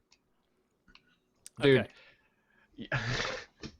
You got to know who you're sending people. I'm gonna talk shit on your fans a little bit here. Like, when we talk on Twitter, if ever we disagree about something, right? Like even something little, your fans will come in and just shit talk me all the way down the page. Like, I can check my Twitter like 5 hours later, and it's like, you're a fucking nerd. Okay. Nerd Dude, is trust me, probably the nicest thing you'll get from that. I should imagine. If you think my fans are assholes to fucking other people, you should see how bad of an asshole they are to me. Like, I don't even want to see that. I've dude, seen I like block 200 of them a day. Dude, have you ever seen Vaughn or Condry's or Tina's Twitter feed? Oh, Yeah, it's awesome. Yeah, like Vonderhaar's when is the you best. I don't know if you talk to them or at events or whatever, but do you ever just see their feed like on the phone? No. It's bad. It's like scary. It's like it's nightmare mode. Post DSR nerf or pre DSR nerf? That's an important 24/7. timeline, I think. It doesn't matter when. Well, everything after the nerf is justified on Vonderhaar. We know that, so that's irrelevant. But I want to stick up for Vonderhaar a little bit because I think he's the only one of them. No, actually, Michelle did this pretty well as well. He trolled a few people. He got Superior pretty good. Like, but Big Dave, Humongous David, has a great sense of humor. And did you see his? I'm gonna let you finish, but did you see his tweet on T Martin? I want to highlight it when you're done. No, I didn't. awesome. But I can Go ahead. imagine it was fucking awesome. Like, I don't even mind being Kanye then. It was totally worth it. Like, tell us about this tweet. I don't care about my story. You talk. Oh, okay. So the tweet he tweeted out, I have to remember, but he was talking about guns or something, and he said, "Look, if I started telling you stats on the guns, T Martin wouldn't be able to put gas in his GTR." And then it was like hashtag I'm not a savage or something. What a guy. Vonderhaar gets it way more than the other people do. Yeah. Like when we had our little Who was private the thing. manager for Ghosts? Tina. Tina. Okay, there was another person for Ghost. And I Mark remember Mark Rubin at the Candy. beginning. Yeah. Or Mark Rubin. there was some whatever. He was a community manager. I Robert felt Bowley? so bad for those Do you The people. game came out and he didn't tweet for like 3 weeks. That's Mark And I Rubin. was like, aren't you the community manager? Like, aren't you supposed to be like the punching bag? Like, I think he was I producer or know something. that it's not like if we tweet at this person, he's gonna be like, oh, let me change the game real quick. So they're kind of there as like a punching bag. Like that's the way I look at it, you know? Yeah, that's why I never understood why Tina blocked so much. Because she had the specific title of community manager, whereas Vonderhaar is more involved with the development. Maybe I'm wrong, but my understanding was Tina's role was specifically community management. And I got blocked by Tina for saying like, "Hey, here's a glitch you should be aware of." Blocked. I never said shit. Tina should have blocked me, but she didn't. Who is the head guy for the fucking Halo remake? Master Chief Collection. The What guy was his name? 343. Oh, God, Josh. I know this guy in Josh. Whatever. What is his name? All right, Josh well, something. Josh. We'll call him Josh. All right. So anyhow, the fucking Master Chief Collection comes out the same year as Ghost, I believe, right? And it's a disaster. Like, it didn't work online for like fucking 3 weeks, right? So Oh, longer it than was that. it was a disaster. And we all know that Ghost was like a really bad game, right? So I fucking tweeted out, I said something like, if Josh and Tina had a baby, it would be born on 9/11 and its name would be Hurricane Katrina. Wow. That's terrible. That's awesome. And you got blocked, right? Did you not? No, they didn't block me. So you didn't get blocked for that. Because I'm funny. Oh my god. Here, hold up. You might like this. Have you ever seen? So Tina gets a lot of hate, right? I've seen people shit talk her in person. When we went to the first MLG X Games, there was this little kid that saw T Martin and then me and like Ray, and he wanted a picture with all of us, right? So we're like super tall, and the kid's way down here, and we're like, and Tina's there, and I'm like, hey, do you want a picture with Tina too? And he's like, Tina, what? And I'm like, Tina Palikos, this is community manager for Infinity Ward, and the little kid is like 10 years old, and he's like, oh, you're the person that gets paid to lie to us. I don't want a picture with you. Damn. Damn. Yeah, but I'm telling you, Tina has taken so much shit. She just said, like, he hit her with that. Stonewall. Doesn't care. She's just like, Yeah, you got to be right off. conditioned at that point. I've always wondered, because that's what irritated me about Tina is like, sorry, Tina, I understand you tweeted terrible things, but this is part of your job. I'm guessing in her job interview, like, okay, we're going to read you a series of terrible things to engage you in action. You need to withstand all of these things. How do you feel about being called a... Here's the thing. Listen, I want to say something real quick. These feminists out there, you want to know who the real victim in all this is? Is Tina, right? And I'll tell you why. They made a horrible fucking game, and for the first time ever, they put a woman up there to get abused. Like, seriously, you should have been there defending that poor girl. I felt All right, as all of us either stream or make videos and do Twitter, and we all, whether we put out positive vibes or we put out negative vibes or whatever, we all get negativity thrown at us. Oh my God. 99.9% of the time, we're just like, nothing you can say can hurt me. I'm sorry you feel that way, and just move on. But there's always going to be something that makes it through the triggers. Yeah, there's always going to be one thing that gets through that's going to be like, you know what? And then you get mad, you know. But 99.9% of the time, you're just like, okay, you can say whatever you want to me, dude. I don't care. But there's always going to be one thing that's going to get through. Here's the thing that I don't understand, right? Like, I don't understand why people think they're so goddamn important. Like, these parents got to stop telling these kids that they're special, right? I have fucking, like, 400,000 Twitter followers that are all fucking active, all right? I got fucking what I got? More than 500,000 subs, all right? I'm getting millions of views per month, all right? I have people that love my content, that follow me, that watch me, right? If you tweet at me, fuck you, Keemstar, you're a faggot, go kill yourself, why do you think you're important? Like, you're blocked. Like, I don't give a fuck. Like, I don't understand why anyone thinks. Do you ever get the people that talk shit to you and then you respond and they're like, oh, And then I they actually get love mad. you? But they're like, I actually love you. I just wanted to get a reaction. Because we will read 1,000 comments and respond to that one negative comment. But it's like supply and demand. It's like, dude, I got like a huge fan base. You're like talking shit to me. Like, you're blocked. Like, it's. Or even, what about the nice people? Without a Like, I care get in the this on world. stream. Like, you guys stream, so you see the comments, right? You see some people like, do they even read comments? Why, I've asked 3 times, why don't you reply to me? And I'm like, I got like 3,000 comments. I can't even I read them all. I hate those motherfuckers. Like, I Drifter, try. I got really an awesome one. I got an awesome one, Drifter. So Okay. I have my business email, right? Mm-hmm. I get this message, and this guy's like, hey, Blade, I've been watching you for a long time, but I'm actually going to unsub. Here's the reason why. Every time I come into your Twitch chat, I see all these people say, hi, Blade, and you say hi to them, you hype them up, you read donations, you fucking shout out subs, you do all this stuff, and not once have you ever said hi to me. So fuck you, Blade. And I responded, and I was like, what's your Twitch username, dude? Like, next time you come in, I'll fucking mod you, and I'll make sure to fucking put on a fucking parade for you, dude. Like, I feel bad that somehow you slipped through the cracks and I didn't see you in my chat. He goes, well, I don't have a Twitch account. I just watch. What? No. Yeah, I swear knew to you were God. gonna say that. I knew you were gonna say Because I probably told you about that before, right, Kim? that. No. And I'm just like, I didn't respond because I'm thinking, like, I can't help stupid. Like, what do you mean? Of course I respond to you. You didn't fucking say anything to me. Like, when people don't ask a question but just say something, it's like, and then I don't respond, they're like, why didn't you fucking respond? I'm like, because you didn't ask a fucking question. Or no, do you get this on Twitter? Hey, can I ask you a question?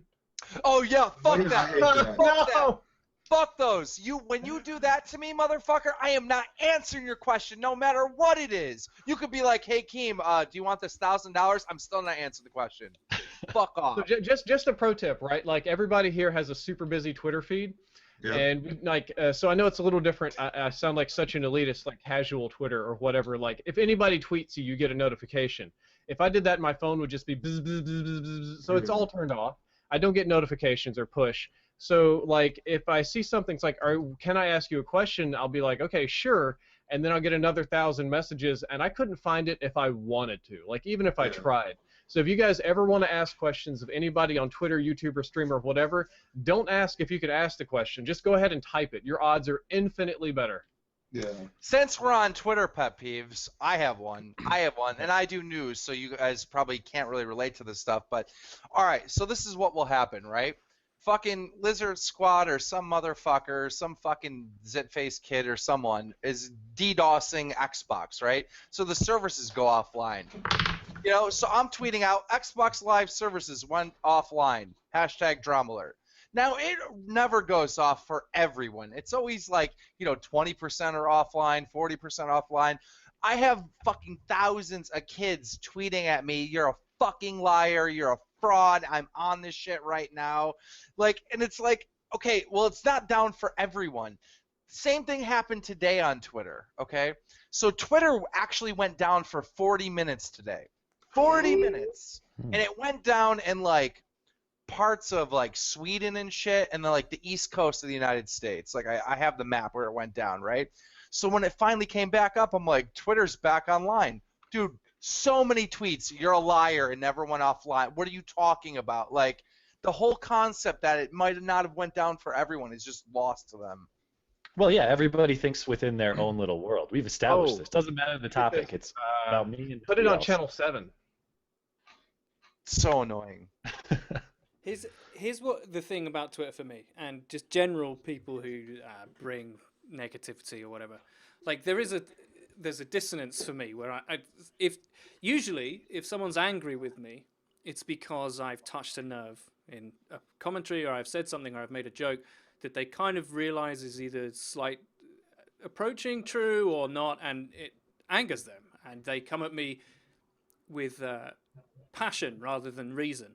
And I read this text, and I'm like, I can't reply to this, because do you ever get the people that ask questions of you and then answer for you? That's that pisses me off more than anything else. Oh, Eddie, why do you think this? I'll tell you why. It's because you're a faggot.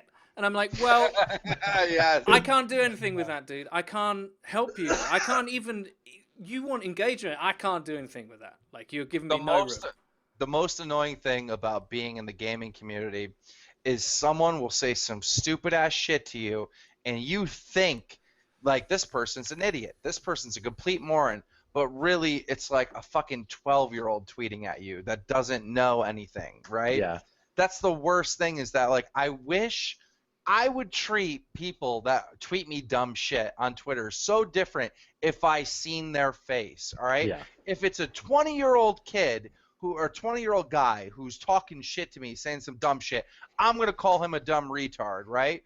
But if it's a little kid, then I'm going to have more patience and be like, well, this is not really how it works. But you don't know. So I'm sitting there just fucking abusing these retards on Twitter, but some of them are just little kids that don't know any better.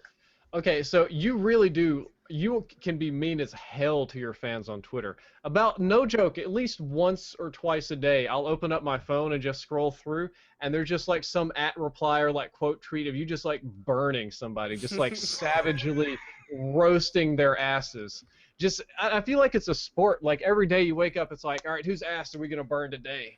Who are we gonna humiliate?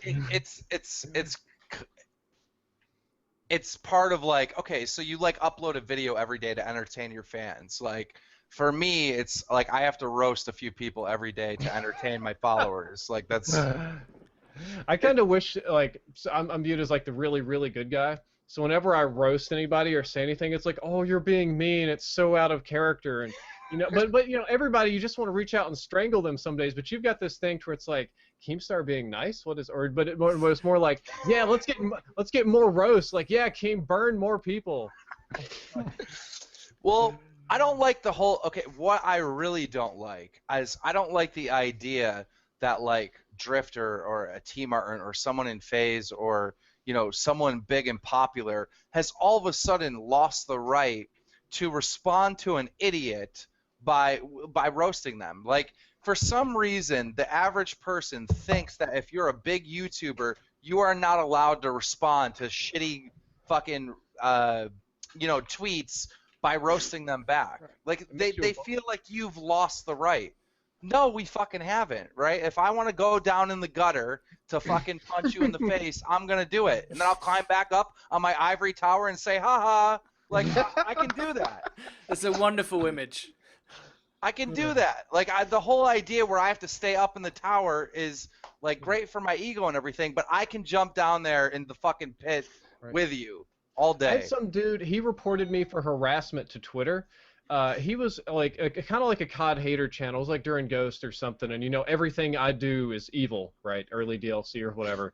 And he just wrote like 3 or 4 tweets in a row like, "You're a nerd who listens to this pimply fuckwit, and you should all this kind of cocksucking." And I just like, I saw the tweets and they were pretty mean, so I clicked on him like, oh, he's got a YouTube channel. And I click on his channel. And he says I'm like this big pimply nerd. He's like this huge fat guy with a neck beard, and he literally, no joke, looks just like the comic book guy from The Simpsons, but in real life. I couldn't make this up. So I screenshot his video, and I grab a comic book guy from The Simpsons, and I put him, you know, side to side in paint or whatever, and I tweeted back at him like, "I'm the nerd, bro. You look like the comic book guy," and just like @tweeted everyone, got like I don't know a couple hundred retweets, and all my fans got on him. And he's like, "Oh, this is harassment. You're bullying. You're using your fans to attack me. I'm reporting you to Twitter and calling the police and all this kind of stuff. How dare you? I thought you were nice." I'm like, okay. What? My brain Push it hurts out, from this you can't take interaction. See, that's the whole that's exactly what I'm talking about, Drifter. Like somehow you're a big YouTuber and you have lost the goddamn right to fucking fight people back. Like it doesn't make sense to me. Like I mean, I I don't like know. it. I like it when big people fight back. I have to say, I'm a fan of David von der Haar going at people. I'm a fan of Condry, you know, tweeting at angry COD YouTubers who do supply drop openings, you know, pictures of them in their underwear taken from their Facebook. I'm a fan of all this shit. Like that's fucking amazing. Can we talk about that for a second? Can we talk like about that for a second? people Yeah. tweet at So just I know what you're talking about. I know the whole thing because it was like a picture of So Superior and Fultz like in their underwear and they had like boners or something, right? Something like that. Yeah. Wait, what? I have to see this. I'm going to Twitter right now. Is it still up? Did it get taken down? Wait, David von der Haar roasted No, them? it was Michelle Condry. When? During a No, bunch Michelle of- Michael. Is it not Michelle? Oh, well, anyway. It's a dude. Yeah, it's not really Michelle. Michael You just Condry. clowned him this whole time. So yeah, Michael Condry. Andre is a cool dude. I like him. They tweeted something at him like you're a fucking like one of them was rude to him like you're a fucking idiot, you don't know what Right. you're doing, any of that kind of stuff, and he was like, "Hush now, more love, less of this," and showed a picture of them. Yeah, it was Fultz and Superior, both of them in their underwear, looking With real boners? fruity, right? Yes. Now, okay, so I noticed that there's like this ongoing trend with certain, I don't want to say cliques, but like people that are friends with them. Keem, I consider us friends on Twitter or whatever. People know that you and I are buddies, right? Right. But I'm not going to tweet at you something like, think about my cock in your mouth next time you do Drama Alert, right? Because that's super weird. No. But there's this weird thing going around. It's been going for the last couple of years, and I'm not a homophobe, but it's like people constantly joking, like making jokes as Like if gay jokes, yeah. like they're gay backwards. jokes. And I'm like, I don't get it. I don't understand it, and I don't like. I what? don't think it's funny. I don't really get it either. I don't Yeah. understand the gay joke.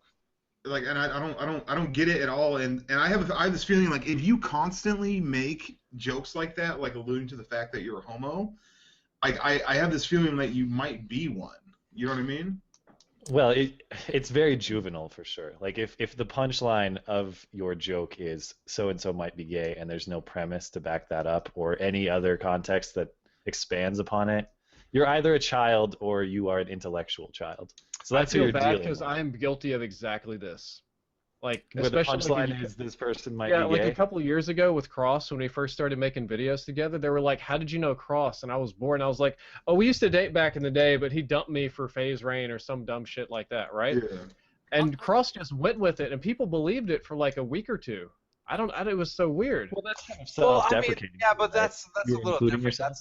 That's like one thing. I think what Blade is talking about is like the never-ending, like we're dating and we're fucking and like, you know, I give him back massages, like the type of shit that friends do and they like do for a really long period of time and it's like nonstop, like an ongoing joke.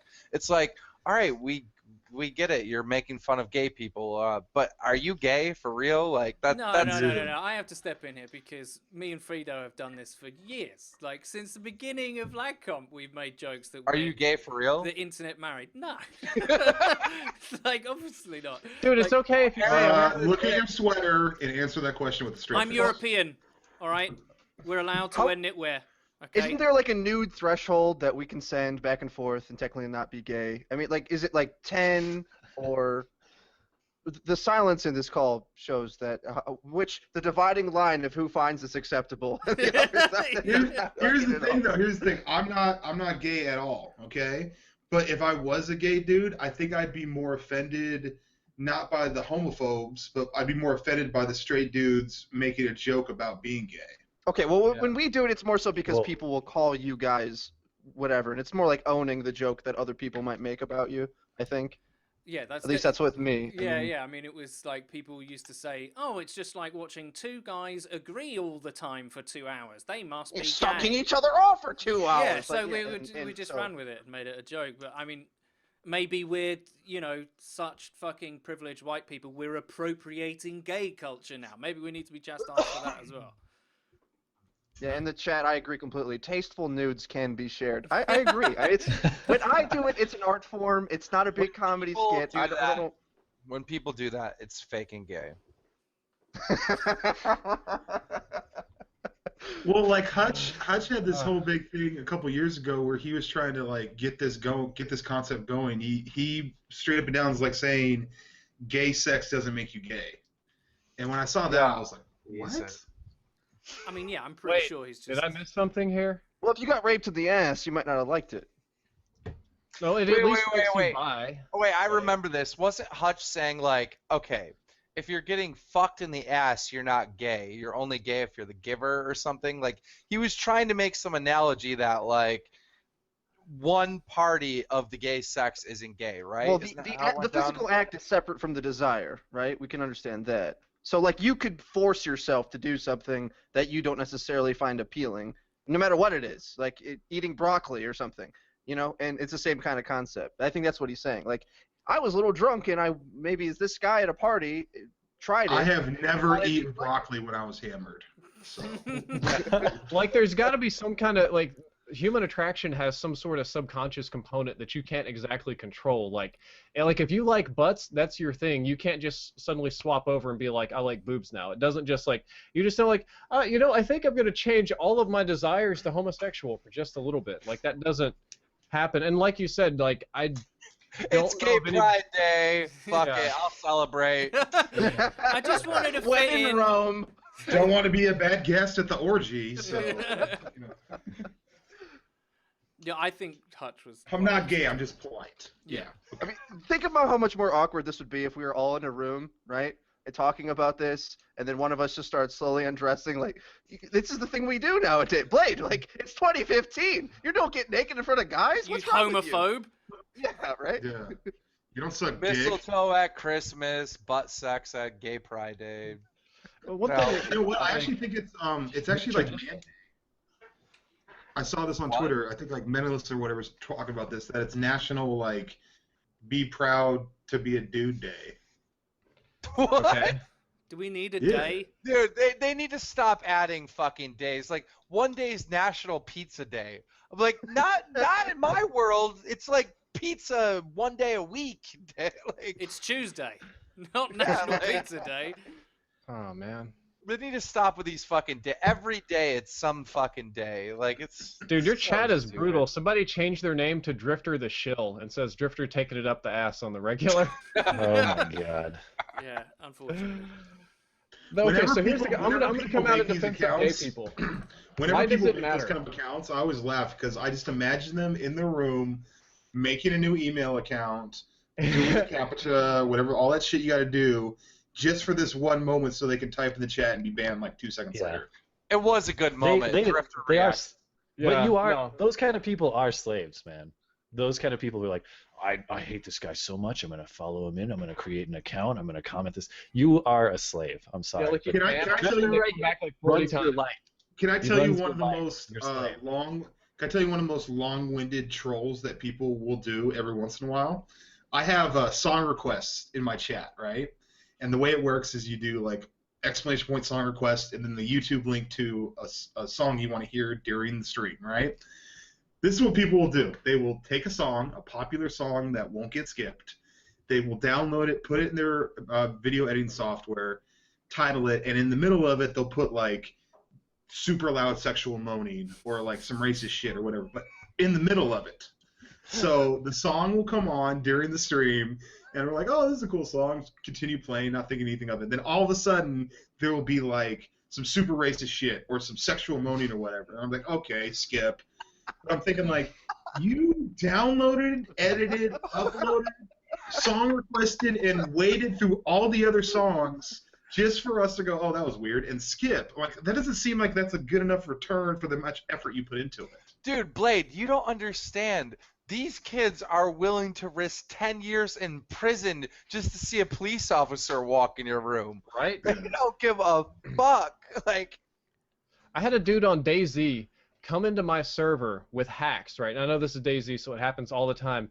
He transformed himself into a rabbit, and he was blaring through the speakers Rhinestone Cowboy, and like chased me all over the map. And I just had this little rabbit going like a rhinestone cowboy, trying to get me a copyright strike like anywhere I would go. It was just You gotta give that guy credit for creativity, though.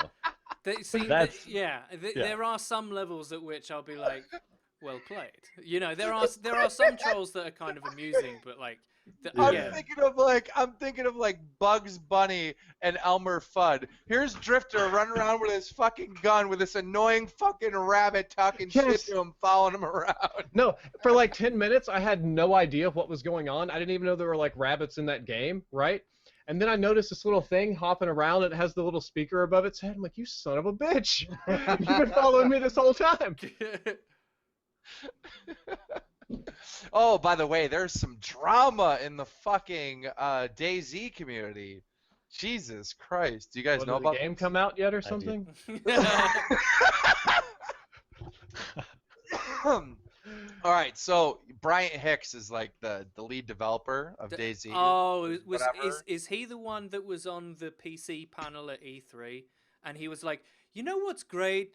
Steam refunds. But you know what's not great? Steam refunds. And is that the guy who like originally did DayZ and then walked away and everyone hates him? I don't know who the fuck he is, other than he's like the main guy over at. This cough is annoying as fuck. 1 minute. So Bryant Hicks is like, I think the lead developer or something for DayZ, and apparently he's a very spiteful person, right? So if there's like a YouTuber he doesn't like or a streamer he doesn't like, he just bans their account, right? And everyone believes that like that person was actually hacking because it's like a certain type of ban that he can hand out to people, right?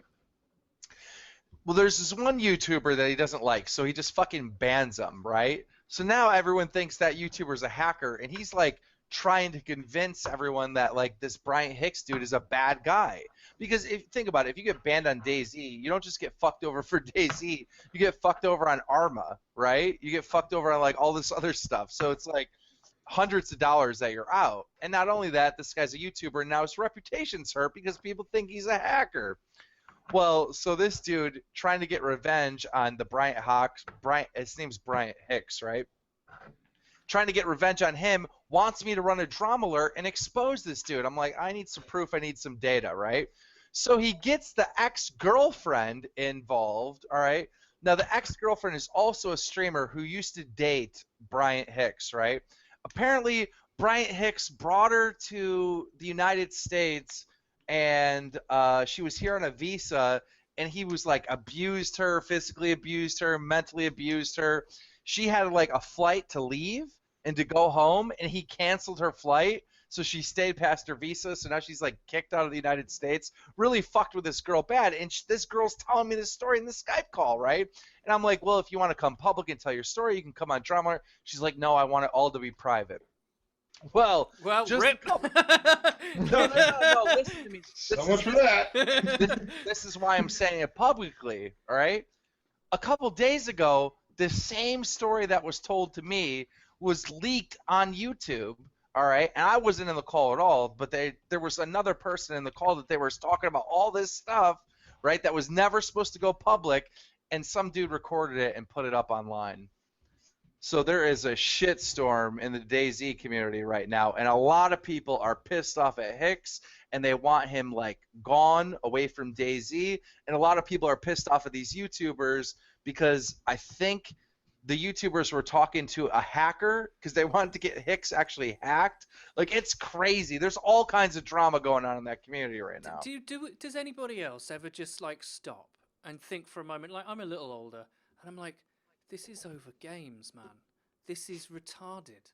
Like the levels that people will go to over This ain't a game. A pretty shitty zombie simulator. I'm sorry, DayZ fans, but it's not a great game, is it? Oh, that shit's boring. Is it even a game? Keep play that shit for 5 hours.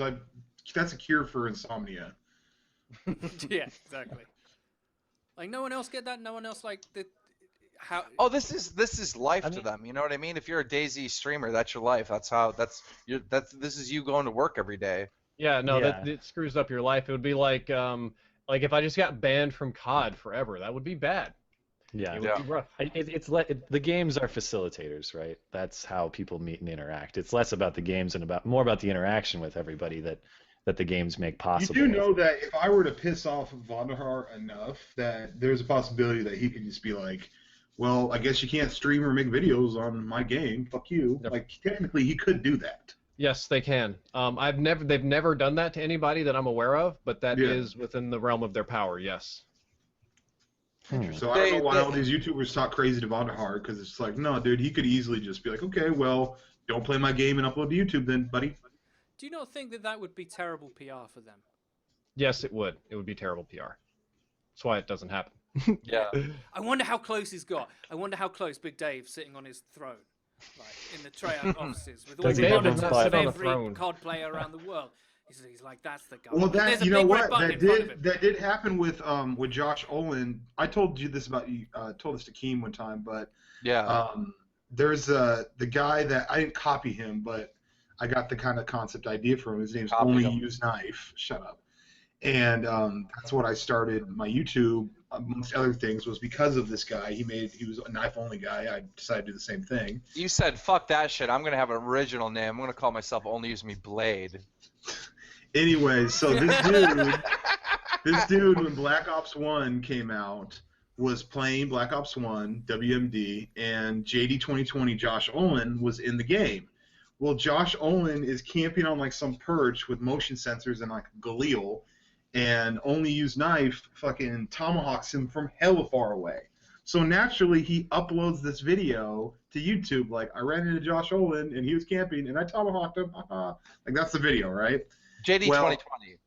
JD 2020, yes. Yes. And so after this happened, he's doing regular life stuff, and he comes to his YouTube, and he's like, what the fuck? Like, why do I have a strike? Like, what's going on? Like, the video's gone, and he has a strike. And so after, like, going through all the, like, going to his YouTube account with the messages, it said that the video was disparaging to an employee of Treyarch, and it was and so he got a strike in his video. And so he's like getting on social media, like trying to like find someone at Treyarch, somebody he could talk to about this. Like, I don't really think I did anything wrong. I just showed a clip of me tomahawking somebody. What the fuck? And then JD20, like they redrew the strike and everything was all cool or whatever. But like, I can just imagine if, like, let's say Vaughn's kind of drunk and I find him in the game and I knife him a bunch of times, and all of a sudden I like can't play Call of Duty anymore. Like, that'd be fucked. Somebody put in the chat, only ban me Vondi. No, but Vaughn seriously, Vaughn doesn't have the strike hammer. Vaughn has the ban hammer. There's a oh, yeah, different. the banhammer. There's a different I'm group. just saying, of like, people okay, that I'll have be ban honest, dude. Like, sometimes I get really passionate when I play. Dude, Drifter, you know so much about the insides and out and how this all works. Like, do you work Spill there? No, I don't work there. But are you saying though, like, when I play, if I had the ability to like ban someone's account, I think that there'd be a lot of banned accounts. I'm not gonna lie. Like, You have a list? Drifter goes into work Monday. He's like, Vondi, they're on to me. Hey, we got new coffee here. Oh God. I really don't think Vaughn would ban that many people. I think Vaughn is a troll on Twitter. If you meet him in real life, which I think some of you have, he's really sarcastic, but he's generally good. Like Vaughn is not mean or spiteful or hateful toward people or anything. Takes it pretty well, especially considering that he has to travel with bodyguards like everywhere. That's so Yeah, I don't fucking have to do mental. that. No, fuck. I just didn't I talk about this last podcast? He doesn't Right. have to travel I with talked about bodyguards. this somewhere. All right. Me and Blade went to COD Champs. All right. Fucking Vonderhart is walking around with bodyguards. And I'm not talking about your typical bodyguard, right? Everyone's thinking to themselves, oh, big, large black dudes with a black t-shirt that says security. No. This is some fucking CIA type shit. Secret Service shit. Like, these dudes got suits on. They got the earpiece. Like, they're fucking walking around like They were dude, looking like for he is- snipers. like he is the president. Like he's No, the fucking No president. joke. They were looking for fucking snipers. He was looking up in the stands and shit, like looking around, making sure the coast is clear. Dude, why? That's overkill, man. He's got the money. Threats, man. They get threats. Yeah, I mean the threats are real. To the point earlier about the PSR. I mean, Well, I get threats too. I still go to the gaming events without a bodyguard. well, What do you maybe call he's not me? as tough. I don't know. Maybe it's maybe it's I insurance. feel bad. think I had a yeah. bodyguard for one event. The UMG Dallas thing. I came in on Sunday. I had a bodyguard just to like make sure I don't get hit in the back of the head or something while I'm sitting there. You did? Yeah. I was there, right? Or no? Yeah, I hired a friend of mine, ex-army. He basically just sat around like head on a swivel to. Oh, but nobody knew that it was like Right. you had a bodyguard. Oh, okay, I see. Like I wasn't really. I was just worried about like I could just be sitting there and get whopped in the back of the head with a bottle or something like that, you know. Well, rappers Oh, call that's that a interesting. posse, right? I mean, it's a little different than like a hired henchman. Goons. I've got goons. Or dude, Ghost reveal. So that was when like Xbox One was brand new and the consoles were all top secret and like the controllers were like locked into the consoles and stuff. They had so much security at the Ghost reveal. There were 2 or 3 bodyguards for each station that you played at, and these were the big, huge, scary guys who just sat there the whole time and like watched you play it. Just I don't know, it was weird. Meanwhile, Well, the thing is- let me tell you this story. Meanwhile, in Europe at Eurogamer, I get into the COD booth via the back door, and not Michael Condrey, the other one, Schofield. It's fucking midday, right? It's half midday. Schofield's there, like looking really rough, like he's had a big night the night before, and he's just walking around with a beer at like 12:30, and he's the kind of person in real life who like.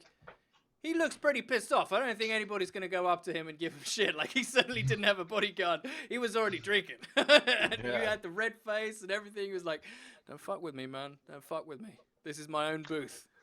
Dude, the thing is, it's like when you're at a gaming event and you see that much security, it just makes you feel uncomfortable. Like, what is happening? Like, is this thing getting bombed or what? Like, But it's just like with COD, like League of Legends events and CS:GO. Yes, they have security, but no, it's not like that. yeah. But the audience is older, to be honest. Like, I don't know if like the fans are older. I don't know if that means that they're like more or less likely to be violent. Sorry for the voice crack there, but like they're certainly, I would wager, like less likely to make lethal threats against people. That's something the kids do. It was 18 and up at that event. You had to be an adult to be in that event, but anyways, I'm confused. Are we afraid of children now, or? I What- think what children difference are does that less make? predictable. I have to guess, say, yeah. Going to these events, some of the kids that go to the events, like their parents have to bring them. They got some hot moms. Wow. When Blade says on Xbox, "I fucked your mom," he may have. Dude, I thought about that, dude. Blade. I thought about that. What? Do you remember Tennessee, UMG Tennessee, Yep. or wherever the fuck we were, Kentucky, whatever it was, where Tennessee. I called that hot girl up, and I was like, Yeah. "Who are you with?" And she's like, "My son." Yep. No, I've often thought about that, dude. Like, let's say you're playing on Xbox or PlayStation, and you really get pissed off at a dude and be like, and he starts talking shit. Like, I've often thought, like, how hard would it be to find out where this person lives and to, like, seduce his mom and actually fuck his mom for real? Like, how difficult would that be to actually happen? in fairness, you were criticizing the guy that downloaded the video of the music video and putting the troll. I feel like your plot is a little bit more involved. At least you didn't go through with it, though, I guess. If you pulled that off, all right, you would have to make a video of it, and this is how the video would go down, right? You'd be like, "Hey guys, this is X Elite Sniper 212. On Twitter, he said, 'Fuck you, I'm a fat piece of shit,' all this stuff to me. So I responded how any normal person would respond, and I fucked his mom. Here's pictures of me and his actual mom. We hooked up that night." Like, if you did that video like that, that shit is going viral. Right? Viral. And then you end it with, like, there's no need to be rude and to bully and to hate people. You can Like, defeat honestly, I hate. want to give that kid a little brother. Wait. You could end that fucker with, you can defeat hate with love. Like the love I gave to his mom. That video is going viral. That video is getting. Because think about it, there's like great wars, like big wars and huge rivalries, like sometimes have started from someone stepping on someone else's shoe or bumping into somebody, and then just escalated to now the families have been fighting for 5 generations. You know what I mean? So I don't see why 0 to 1,000 real quick isn't justifiable. A snake in the grass, blade in your mum. Same thing. Same thing. Yeah. New series, #Blade Bangs. I agree. Well played. Well, I think we had an amazing show. I do too. We've been live for 2 hours. I want to thank both Drift0r and Blade for coming on. Thanks very much. Yeah, Frito, that was great. Do you want to take us out, Frito, with your signature style? Thanks, guys, for tuning in. Triggered Podcast each and every Thursday on StreamMe, 5:30 Eastern Standard Time. Tune in next week. Who knows who will pop up? See you guys then. Bye.